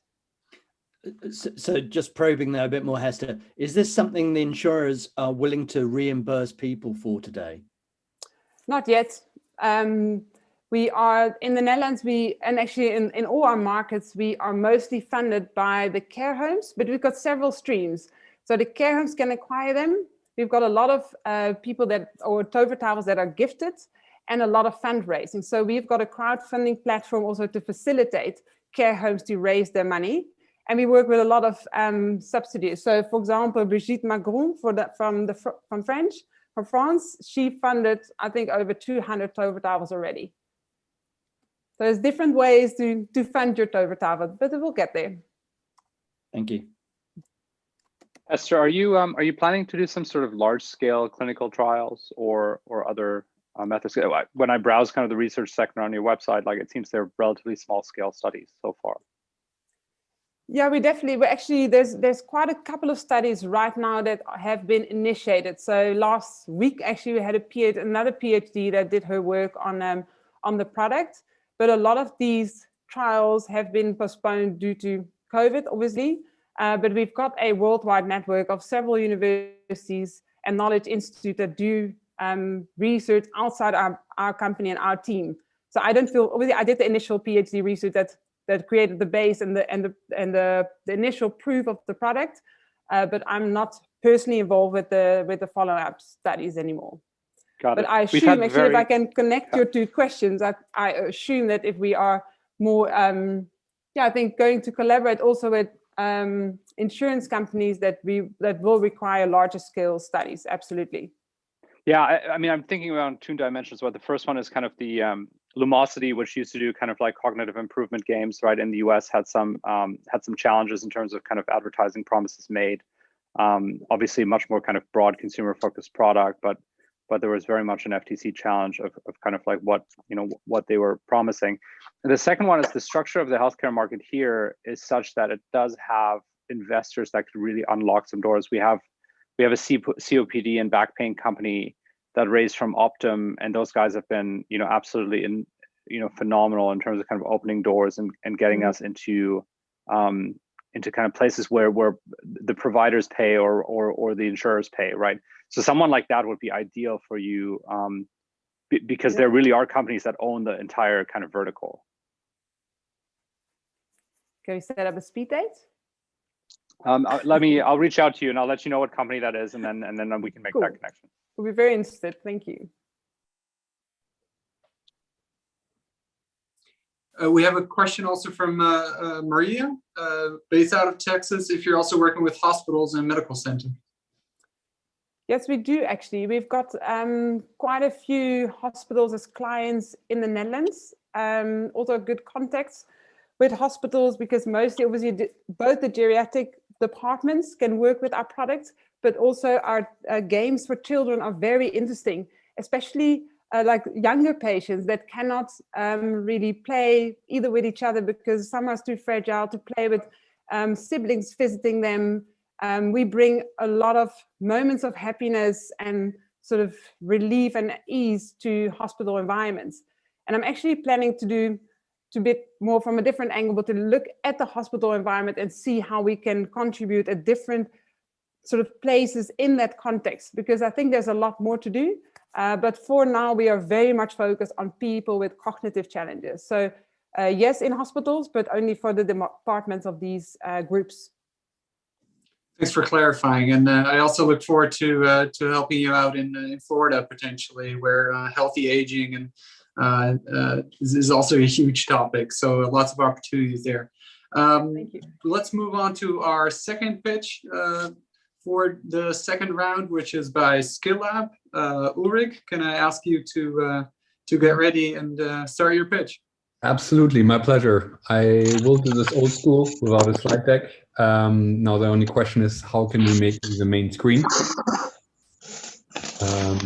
That's probably, if you can pin me directly. Otherwise, I hope that you can see me. Yeah, perfectly. This works. Hi, everyone. I'm Ulrich Schaaf, Managing Director and Co-founder of Skill Lab. It's a great pleasure now to pitch to you. But before I get into my pitch, I want to start with a question here, and that is, who of you has a LinkedIn profile? And my basic guess is everyone. It's a fantastic tool. It allows you to leverage your entire professional network and to showcase your impressive track record in degrees, diplomas, job titles, and everything you achieved. The only problem is that of the millions and millions of Americans that need career support for employment right now, they normally can't rely on these things. What they have is the skills and competencies they acquired so far in their life, as well as the deep desire and commitment to create a pathway to employment for themselves, as well as a sustainable income for their family. And we build a tool that helps them to do exactly that. With our mobile application, people perform three core functions. Number one, they capture their skills. We trained an AI to run detailed interviews on all the skills and competencies somebody acquired in their life. So we ask throughout your jobs, your education, as well as any other experience, what did you learn to do? What can you practically do? Number two is we then take that skill set and match it into every vacancy and career that's available in the US labor market. That gives somebody a detailed and clear understanding of everything they can do around them. That's inspirational, but also very helpful to target and recommend clear training and education that closes specific skill gaps. And number three, people can generate detailed job application materials directly out of the app. They look a little bit like a CV, but they're actually skill and competence based. And they tell the story of what somebody learned throughout their life that prepared them for this job they're now applying for. Now, we sell this mobile application on a subscription basis to any organization that provides employment and career services. These are governments, private companies and employment agencies, educational institutions, as well as civic society and nonprofit organizations. And they all use the tool in the same way. They distribute the app to all the people they serve and who they want to help to get into a job. These individuals become more independent and ultimately more successful in gaining employment. Number two, for each person that uses the app, they get a detailed skill profile that helps them to provide better services. And number three, they gain a deeply analytical understanding of the skill set of the entire population they serve. Now, I'm extremely proud of all the things we achieved in the last 3 years with Skill App. So number one, we are now with 30 different clients in 15 different countries. We completed successfully a fundraising round. We won the Google AI Impact Challenge and a series of other awards for our technology. And we built an amazing team of over 20 people. Now we try to enter the US market and need support operationally, as well as partners that are willing to help us with financing it. Thank you. So I'm curious what the questions and feedback are. Let me pick up on that last point that you mentioned. What opportunities do you see in the US, and what kind of partners and opportunities are you looking for? First and foremost, this is a unique moment in time in the US. I think the COVID crisis really decimated certain employment sectors, but it really causes a moment where huge parts of the workforce need to be reoriented towards new jobs. And I think there's a lot of political will, a lot of business will to support individuals in that. So the moment is right. What's tricky for us is that the US labor market works quite different to European labor markets. It's much more atomized in small little actors. The government plays a less important role in it all. So we're looking for partners that can help us to get these 2, 3, 4 excellent proof of concept projects off the ground, where we solve, let's say, a few thousand people, have a great evaluation in terms of outcomes, and thereby look from there on how to scale it. Clear. Go ahead, David, please. No, I was going to say, I mean, I agree with you about COVID and the timing's right. In the US, and I don't know the numbers off the top of my head, but the industries that have been decimated the most happen to be gig economy. Mm-hmm. And so I don't really know how much of that is leveraged. They leverage LinkedIn.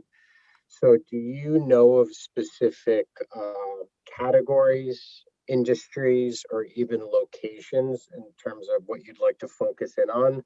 And so you kind of build, your niche and then can expand from there? Yeah, so we know that our tool works especially well in what you call the low to mid-skill segment. So any jobs where there is a more kind of task-based approach to work. So what are ideal starting points? I mean, the parameters for us are normally a couple of thousand users. That's statistically enough to show outcomes and show the value of your value proposition. In terms of industries, we're completely agnostic. I think for us more important is to find the right partner that can help us with the distribution of the tool and also is willing to pay for that. And that's always a little bit the challenge in the US, because you don't have a clear-cut labor market intermediary that normally is willing to pick up the bill. So you have to be a little bit creative in finding the right partners to get the ball rolling. Thanks for clarifying that, Ulrich. I think we have time for one or two more points of feedback and questions. Can I also invite one of our panelists, Ali Sayed, one of our expert panelists who joined us to provide any feedback you may have. Ali, if you could unmute and ask any questions or give your first impressions of Ulrich's pitch. Yeah, I think overall very good, very concise. I was able to tell what the product was. I am personally in the staff augmentation space, where we actually, my company Emerald Labs, we connect talent in Pakistan to. Give me 1 second. We connect talent in Pakistan to companies in the US. So I'm keenly aware of trying to figure out. Is someone saying something about my mic? No, it's perfect. Sorry, I heard something there. So I'm keenly aware of the challenges. We struggle with this a lot. Is how do you quantify people? How do candidates themselves quantify them? Because there are a lot of skills that are what I would say is soft skills. You know, there's hard technical skills that you can assess really well, but there are things like leadership, et cetera. And those are very hard to prove. And those are also the types of questions you get asked about. And it's very hard to explain those things on a half an hour phone call. So I'm very interested by the product itself. What I would be interested in to learn a little bit more is kind of the nuts and bolts of like how these assessments actually work. What are the quantifications going? How much can an employer actually trust these? You know, again, for technical stuff, it's fairly easy because it's kind of black and white. Either you kind of know it or you don't know it, and you can put a report there. But for some of the softer skills, it can be a little bit fuzzy. So I would definitely be interested in seeing that a little bit more to give you more feedback back on that aspect. But I think it's definitely a need, and it will keep on growing as a need as we go into the future, because soft skills are going to matter, I think, more and more as some of the more, I would say, the more grunt work roles get taken over by machines over time. Yeah, thanks. I will reach out to you directly, Ali. Thanks. Thank you, Ali. Very constructive and useful feedback. Mark, let's go to the next one. Excellent. And before we get into it, I want to say, and I have to make this very clear, Ali was the one that introduced me and Mike Gelb to the Netherlands group. So I want to thank him again for showing up and being here and make that introduction. And with that, I'd like to appreciate the next panelist. The next speaker is Resonation, excuse me. Yes. Hello, guys. Thanks for having us. Can you see my screen? Yeah. All right. Well, hi, I'm Sander. I'm the founder of Resonation, passionate music lover, and I love to share my music with my friends. Unfortunately, that's not always possible because they have another music streaming provider. And as you all know, we have virtually unlimited access to online entertainment, which is great, but technique made it also a very solitary experience because there is no interaction whatsoever. And we are here about to change that. So the Resonation Platform is the first interactive platform with the One app, which allows users to share music regardless of music streaming provider. And in addition to that, users can live tune into each other and have interaction about their experience at the same time. And note that the tune-in function is infinite. So we've just launched our beta launch beginning of March, and we're now ramping up to the first 1,000 users. And we are working to launch our MVP around August and start with the commercial launch and start monetizing. in the first 2 weeks after the beta launch, we've been covered by various entertainment-related media and even voted best app for February. We have a great team. We have Nigel Litchfield, our chairman, who was ex-VC of the board of Nokia. We have Eric, who is a tech investor himself and has a lot of proven startup experience. And myself, I'm the creative and conceptual thinker with over 20 years of experience in the entertainment industry. Why the USA? Well, you guys are the inventors of the entertainment industry, masters in monetizing, and there's an access to a multi-billion-dollar market. There are more investment opportunities than in the Netherlands, and of course, we hope to get access to the leading entertainment companies and music labels, which helps us to accelerate traction. Till now, we have an investment of 300,000 euros, which half was brought in by the founders. And we are looking for an investment now for 500K to realize our MVP and start monetizing this year. And we're pretty confident that with this investment, we can end with around 300,000 users by the end of this year and make that over 5 million by the end of 2025. In revenue, it will translate to a revenue stream of around 140,000 euros by the end of this year and over 20 million in 2025. So, are you ready to re-socialize entertainment with us? Sander, thank you very much for that presentation. We really appreciate it. I'd like to ask, before we get into some of the panelist questions, I'm very, very curious. When we spoke, I was really fascinated by the idea that this is essentially a do-it-yourself but instant fan club for any kind of creative artist. Can you talk specifically about that outside of the music industry? Yeah, well, we are focusing now, especially for artists, of course, which is the music industry, to gain traction.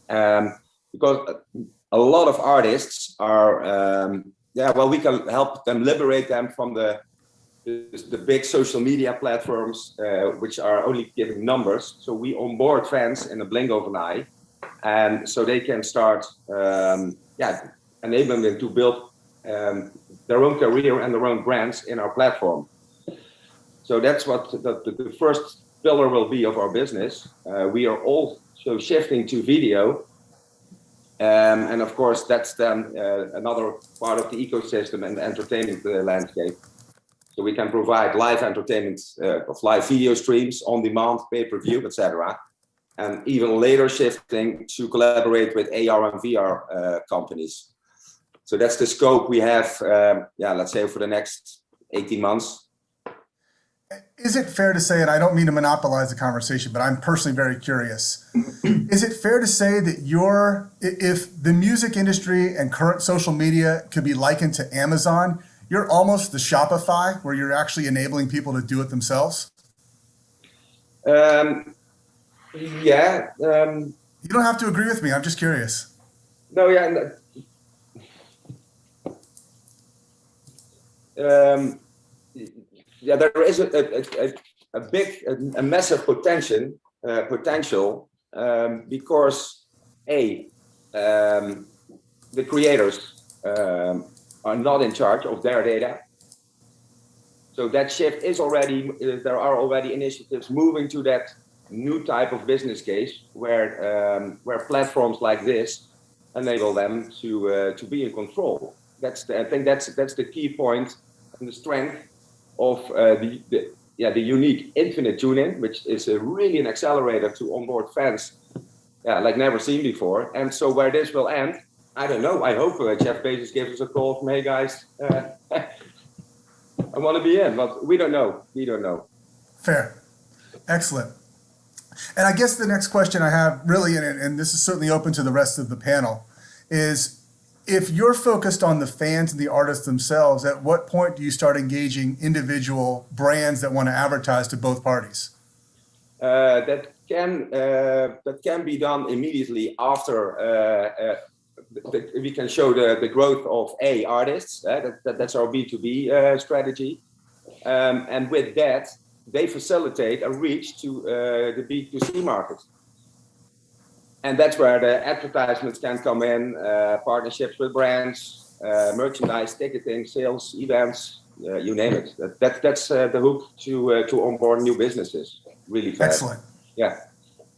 And are you dealing with third parties as far as fulfillment or merchandise, or are you actually just allowing their fans to, or the artists to pick their own platforms? No, we are now talking to CM.com. That's a Dutch company based in Breda, and also noted at the stock exchange.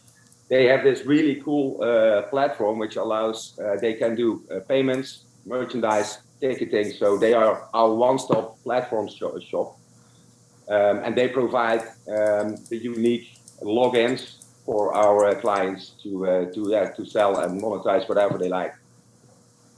So we're just like an entertainment and bring everybody together, and go from there. Well, Sander, thank you very much. It's very intriguing, and I certainly wish you the best of success here in the States. It's really a very cool idea. Thanks. Thank you all. All right. Luke? Thank you, Mark. For our next pitch, we move to video window. We have Remco Veenbrink and Mark Oudenhoven here. They will give a bit of a hybrid presentation, but you'll understand from their product why that is.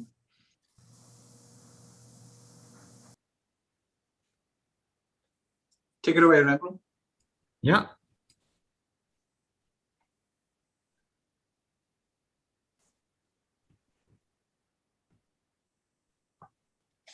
Welcome. Thank you for having us here. My name is Remco Veenbrink, founder and CEO from Video Window. Hi, my name is Mark Oudenhoven, and I'm the founder and CFO of Video Window.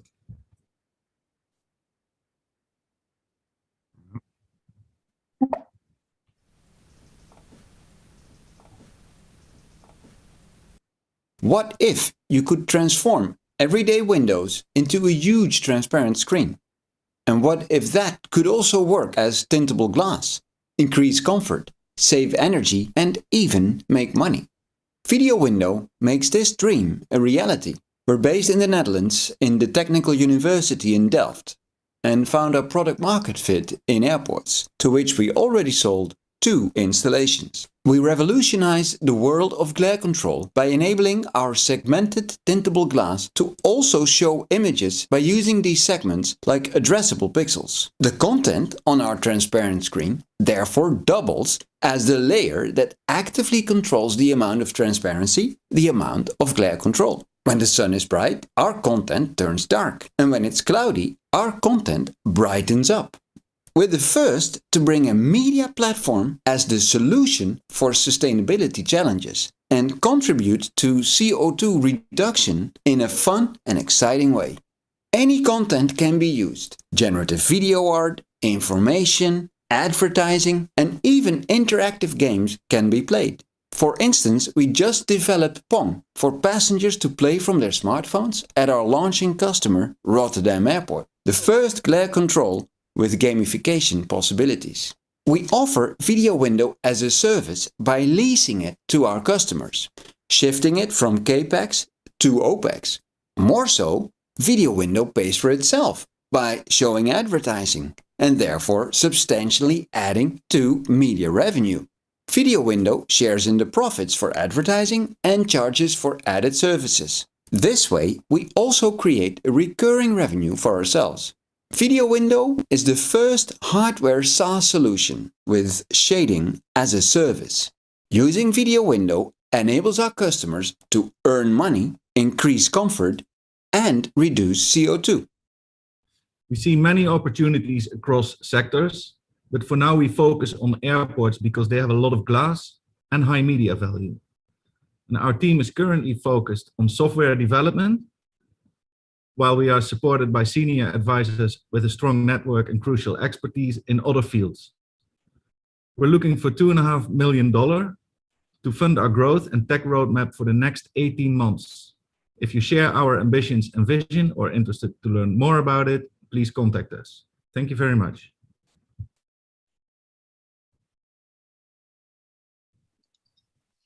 Thank you, Guys, I think Remco and Mark. And a great way to combine innovation and sustainability.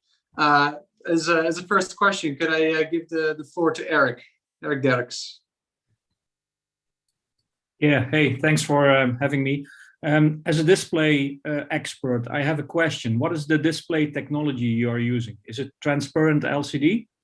Yes, it's a TFT transparent LCD. Yeah, TFT transparent. Yeah, I understand. And what is your specific IP? Your specific own proprietary IP? That's our software. So we developed software that can turn any content into glare control. Okay, thanks. Yeah, already a patent on that software as well. Not on software, but we have a patent in the US and in Europe. Okay, got it. Okay, so it's TFT based and active matrix TFT. I definitely want to have a chat with you guys. Yeah. Thank you. Thank you. Thank you for that question, Eric. Mark, sorry, Max Niederhoffer, can I ask you to unmute and pose your question? Sure. So interesting, right? Like part of me kind of says, oh, more advertising and more screens everywhere, right? But obviously, I think, you know, I agree with you. I think airports are great first customers. What's like the initial capital outlay to get this installed? And given that the customer should think of it as OpEx, like how do you finance that? Good question. Actually, it was thanks to Corona that we made a financial pivot. As first, we sold our hardware to airports, but due to Corona, many airports indicated to us that the CapEx would be out of the question. So we shifted to OpEx. I'm glad you used that term. And at the moment, it's roughly 125 euro per square meter per month if an airport would like to lease it. So we managed to have a partnership with a leasing company. They're actually buying the assets, and then we offer it as a 5-year lease to our clients. Got it. And per square meter, like what do you get, like minus the lease cost?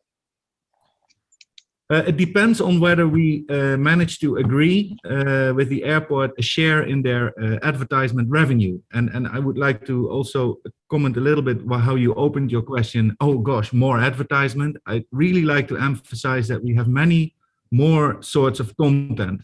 For our first client, for instance, we showed no commercial content at all, at least no advertisement. But we brought them a lot of content to increase the regional support base. We showed content from regional museums, etc., which the airport wanted. But if we can strike a deal with an airport to share in their advertisement revenue, that would influence how much we will be left over from the leasing fee alone. I hope that answers your question. Yeah, thank you. Luc, I've got a question as well for Mark. Where's this technology going? How do you see this world developing in the next 3 to 5 years, this business? What's the future for us with all the opportunities that you've presented us? Yeah. Can I take it? It was to Mark. So. Yeah. Well, the future for us would be to be embedded into glass. At the moment, we have our product can be retrofitted in front of glass.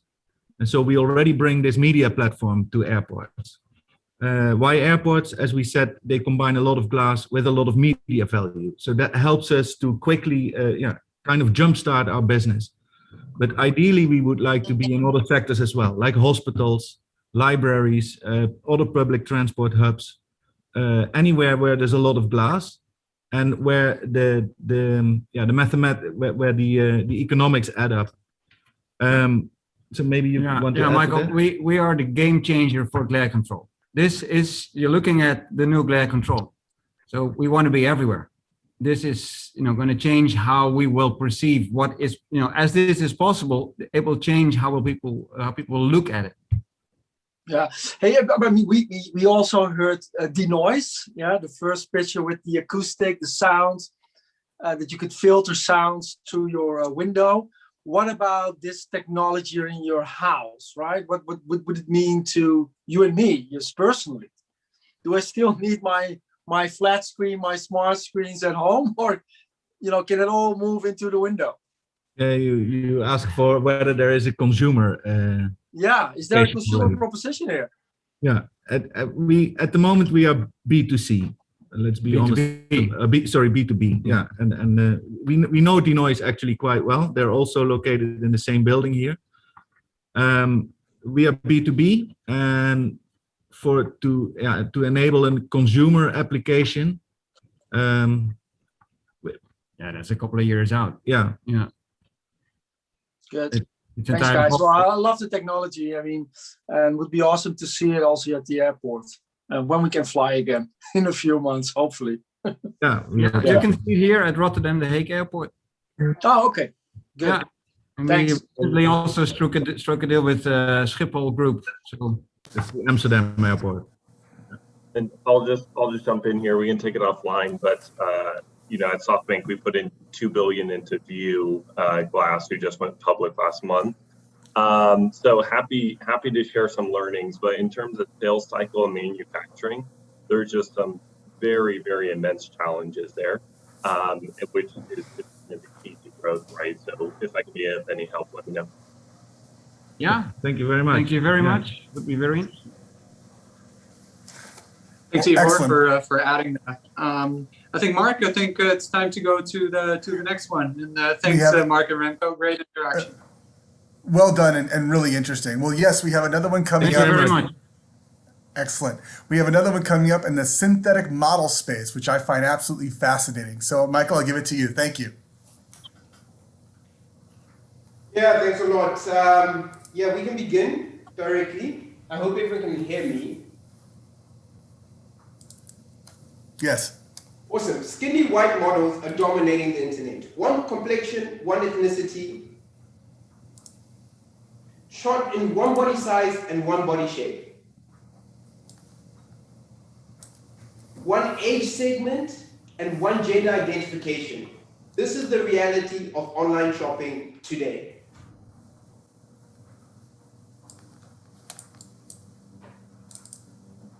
We would love brands to show us what the product looks like on us, right? Show me what it would look like. You're missing me as a customer. I mean, I can always return the product. No, incorrect. Not only is this screwing up your bottom line, it's also messing up our environment. Yes, we know your dirty little secret. 2.3 million tons of waste is generated by throwing away returns. So the biggest question is, why on earth are brands doing this? Why aren't they actually segmenting their customers by showing us what the garment will look like by ourselves? To say the very least, the traditional process is complicated. This is how traditional photography works.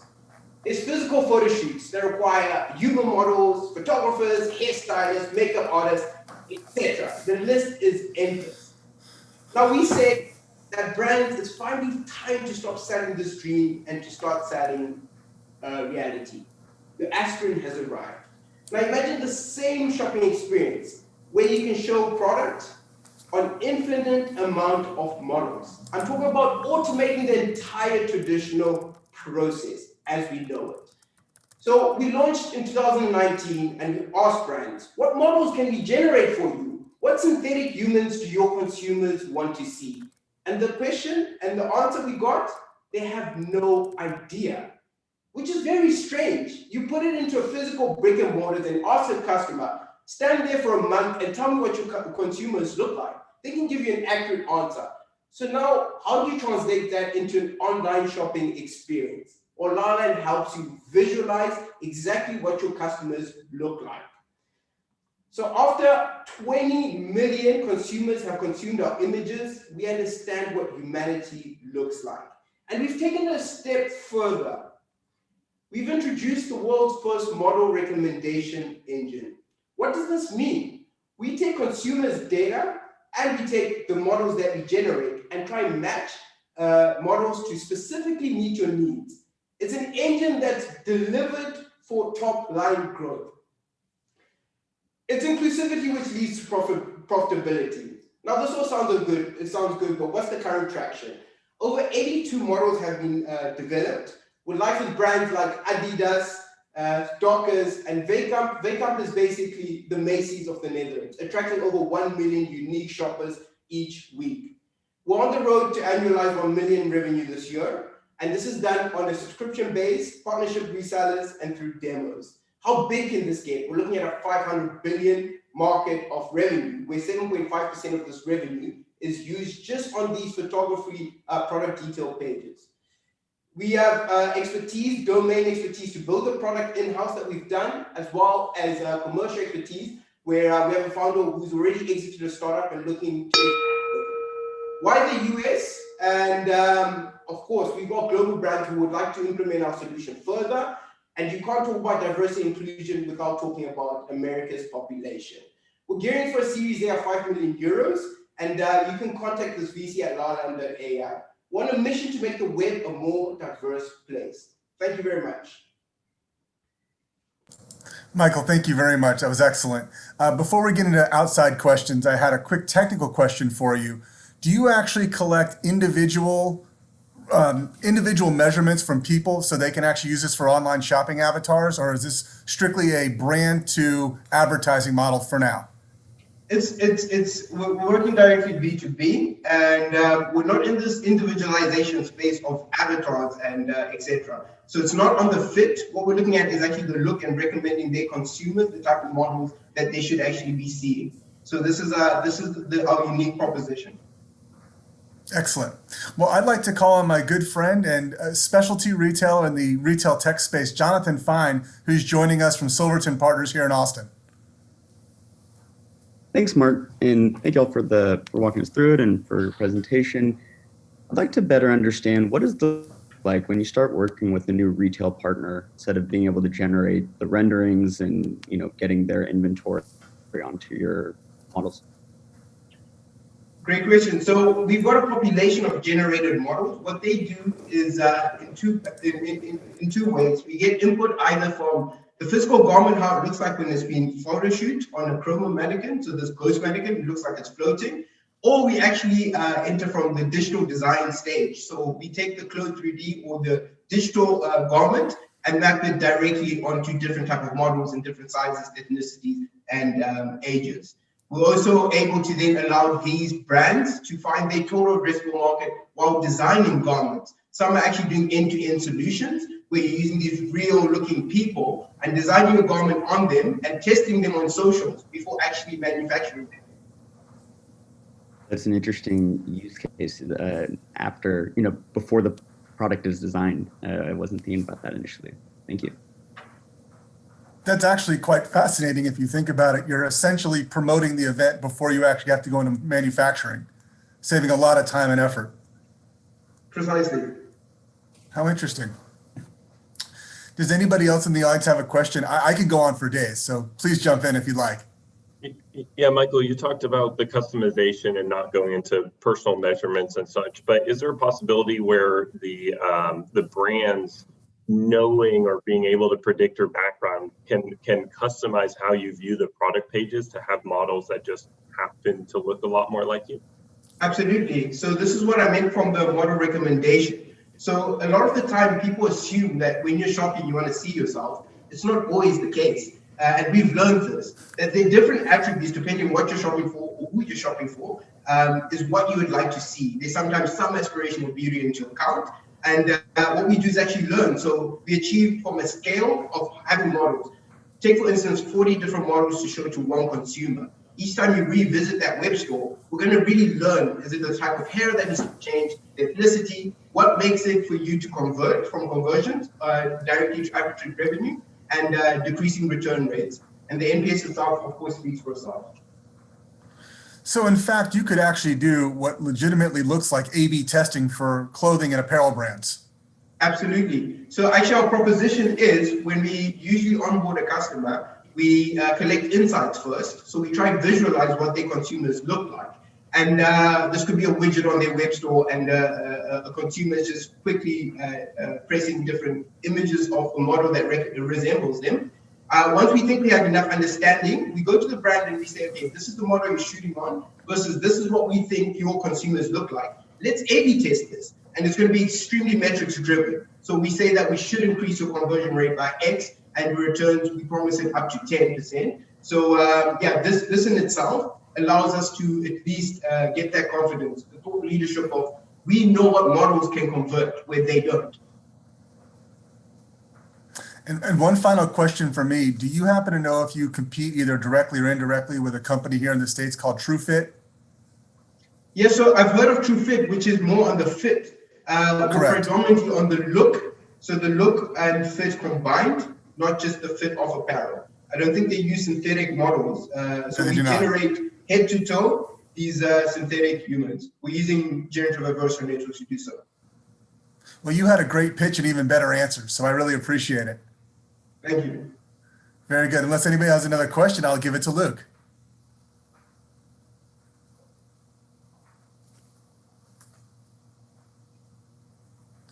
Luke, you're on mute.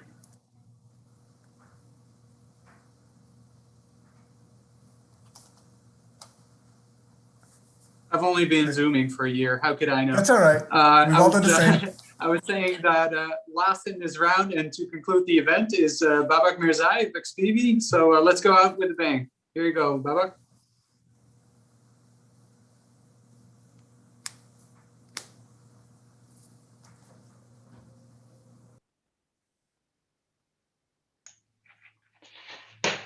Good morning, everyone. I'd like to bring you back in the time.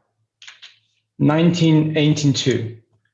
Boston Computer Exchange, the first e-commerce company who pick up the phone and start calling the customers to tell them they're selling used PC. Almost 40 years later, Walmart generating almost $560 billion revenue. They don't want you to give you them call, and they're definitely not going to give you a call. But they do want to sell online. So what they do, they put some pictures online and they're hoping that you understand what the product is and are going to buy the product. And that are the next challenges, because if I'm an end user, I'm wondering, do I understand what I'm buying? Do I understand which configuration do I buy? Do I understand and can I personalize the product? And from the manufacturer and brands, we're facing high investing costs because we're producing the product first and we're hoping to sell them then second. Second, we're talking about manual handling because there is a huge gap between e-commerce and ERP system of manufacturers. Then we're all talking about a long time to market. And the most problem of all, return of the product, and that could cost $550 billion worldwide. So how are we going to solve the problem? We bring products to life digitally. We enable the customers to experience the product in 360, zoom in, zoom out, almost fix the texture and material of the product and create more engagement. But of course, not just about the 360 view, it's also about configuration and personalization. So every option you choose, that will be visualized in real time inside the browser, and the browser will calculate as well. And because we understand all those components and the bill of material, we'll also be able to automatically and directly communicate back into ERP systems as well. So what makes us different? XPV is browser-based solution and is at headless, which means that enterprises can use our fully REST API and use the component to need and implement in their directly ecosystem. And when it comes to the e-commerce, we already developed plug-and-play solutions for the most e-commerce solutions like Magento, Lightspeed, or even the SAP Commerce Cloud, which means you can plug and play and start using our solution.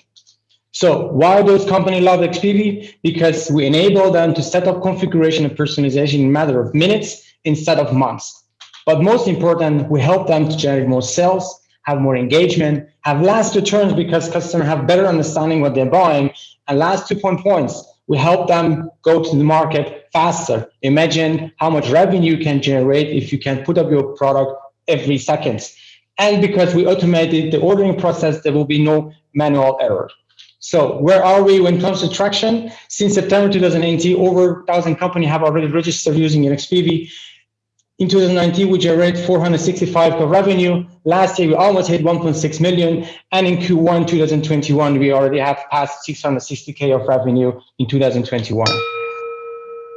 Who are behind the team? We are a mix of gamification guys, have a knowledge of the cloud base, and we combine it with knowledge of the enterprise because we just have added Dale Batham, the previous CEO of the Crux, to XPV and to expand to the US markets. Thank you.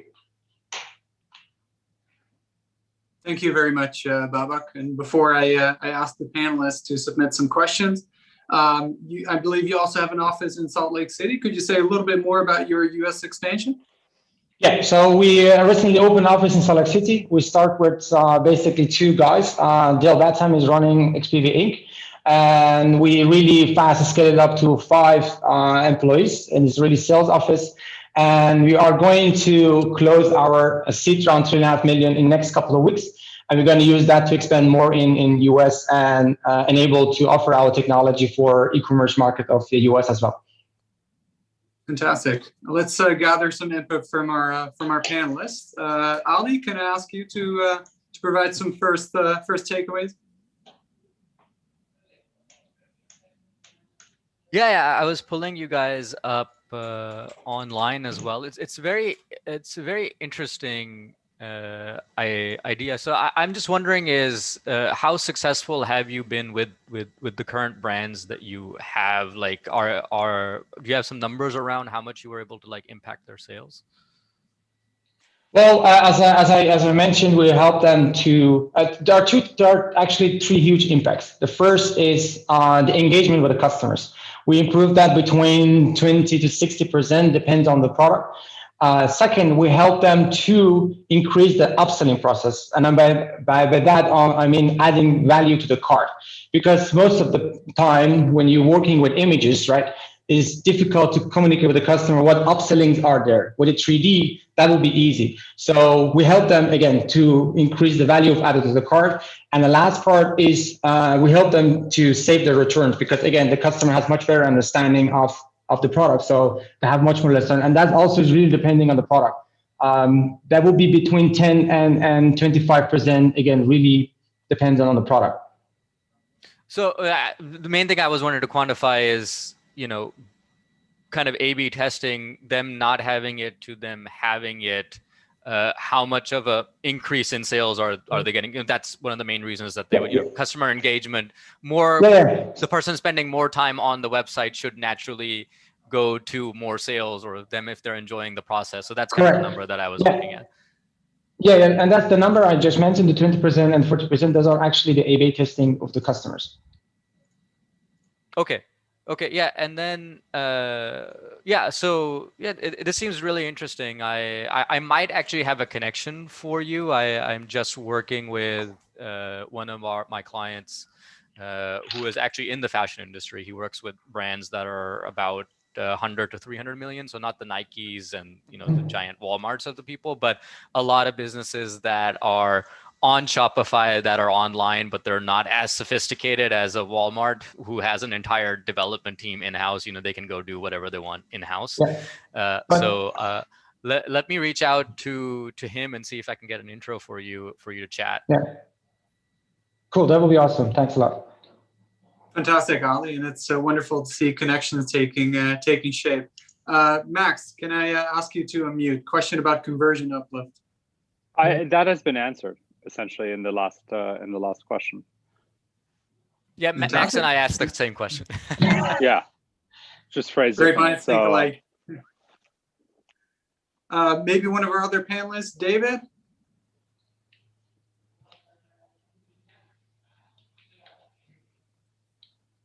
David Schneidman. How about we ask a serial entrepreneur, Viva? Sorry, I went to the bathroom for a quick second, so for this one I don't feel comfortable. I apologize. Fully understand.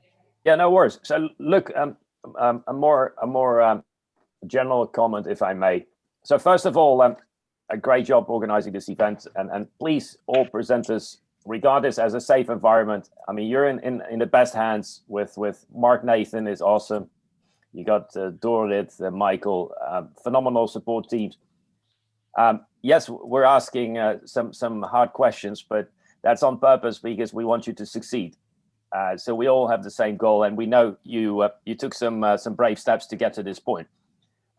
What I do notice, and this is more my general comment, is that a lot of you are very focused on the problem and the solution, and in many cases, you in a 3-minute pitch, you do not want to spend too much time on that if it's too obvious.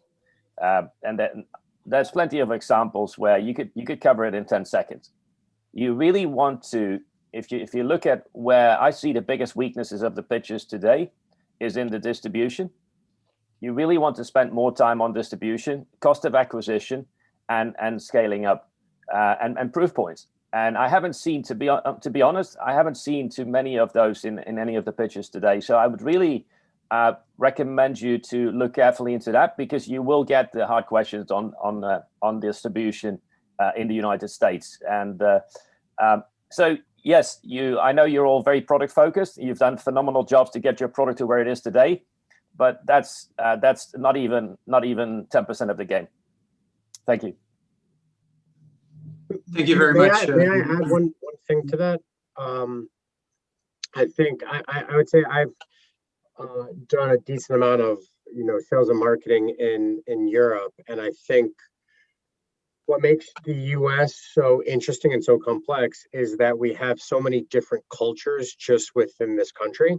And so everyone in Netherlands versus the UK versus Spain, obviously there's a lot of nuances, but the Spanish culture is the Spanish culture. I am a native New Yorker, and I've lived in New York, Pennsylvania, and now Texas. And while we're all Americans, each of us, the cultures are so different. The values in the end are the same, but our activities, our interests, the way we work, the way we speak, it is different. And so I think it's something that should not be, forgotten about. It's in terms of, do you want to launch a product in the West Coast? Even Seattle, Portland is different than San Diego. New York is different than, DC, which is all on the East Coast. Texas, even Austin is different than Dallas. And so having that understanding of, where your target audience and consumer is, and how do you launch your business, but then also scale it. It's something that just to keep in mind. It's something to think about. Very useful feedback, David, and also Wiebe, and I think both your comments apply to the group as a whole. So much appreciated. With that, we're nearing the end of the event, so I'm approaching a wrap up. I do hope that you're as inspired as I am about all these pitches. It doesn't end here. We will follow up after the event with an email providing the contact details of all the participants today, share the recording of the event, and also follow up on some of the questions that were posed to really cultivate those connections. Those of you who onboarded on the Mentor Jam platform, you'll continue to remain members of the Holland and Valley community. And we will also provide our contact details at the consulate in Miami and the MBSO in Houston. And we're here for you. If there's anything we can do to help to get you connected, please do reach out. Before moving on to you, Mark, I would like to thank the companies. You really did great today, our expert panel for the valuable feedback, but also my colleagues at the consulates in Chicago and San Francisco and Miami for putting this together. It was really a one-team project. And of course, Creative Holland. Finally, over to Mark as our co-organizer at T-Square. Well, thank you very much. And before I really give all the thank yous that are necessary and deserved, I must say that I'm actually very envious of all the companies that are startups in, and you use a word that I love called scale-ups, which I really enjoy in the Netherlands. You are all very, very fortunate, very lucky to have such a strong team of real operators and true people who understand the startup community. Getting into the States is not easy. Getting funding is not easy, as you all know. I have been deeply impressed by every single member of the team in the Netherlands, starting with Luke, but I want to specifically call out both Michael and Marianne, who've really put this team together, and the rest of the crew has just been absolutely a delight to work with. So very lucky that you have these types of people that are helping you move forward, and I imagine that other countries be very jealous of you as well. With that, I do want to thank everybody here, both the companies and the investor panels that have come on board. I want to specifically call out Max Niederhoffer. Dr. Niederhoffer came at almost last minute notice, but has been incredibly insightful with a number of his organizations and the way he's looking at things. David Schneidman, a dear friend of mine who always has great insights. And I'm very, very happy to see Jonathan Fine show up because he's got a lot of experience, especially in the retail tech space. And once again, I cannot say that this would have happened without Ali Sayed. with his company Emerald Labs has helped us quite a bit. He's wearing his Capital Factory shirt, so you know where he comes from. And the last thing I want to do before we talk to some of the investors that have showed up, my friends like Tim Barton is here, Ashley Jennings is here from the University of Texas, and a few others. Next year we'll be at South by Southwest in person. It's going to be a lot more fun. A lot less computer crashes, I can promise you that. So with that, I want to thank you all again. This has been wonderful. Looking forward to the networking that's coming up right now, and I just appreciate being able to participate. Thank you, Mark. With that, I just want to close. Thanks, Mark Gelb, Mark Nathan, Mike Gelb, for co-hosting this with us. Thank you to the consulate in Miami, Luke, Skadi, of course, and Maria from the MBSO office in Houston. And thanks to my colleagues, Danielle and Milan in San Francisco. It's been a team effort. Marjan Bloomberg has been working hard in the Netherlands, in Tyrone Pater from our Chicago office. So lots of interaction. We've seen a lot of interaction. The founder teams we work with may just be entering the startup world. You've seen that today. Well, others are already serial entrepreneurs. So it was a privilege really to see the companies in action because we're in the midst of lots of change in various industries and in society. And our goal is to embrace this change. And we need these startups to help make the necessary transition become a reality. We will have one networking round with breakout rooms.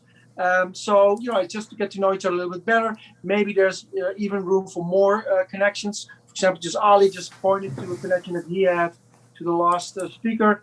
And, the network could help you open doors potentially. So on behalf of the consulate in Miami and the MBSO office in Texas, many thanks to everyone for participating today. To the startups, please remember, this is only the beginning. You are now part of our live community, and through our platform, you can continue to build and nurture new relationships. So many thanks. See you at our next event. And now we're going into one social round in the breakout room to get to know each other offline. Okay, guys. Thanks, everyone. See you soon. Bye-bye. Thank you.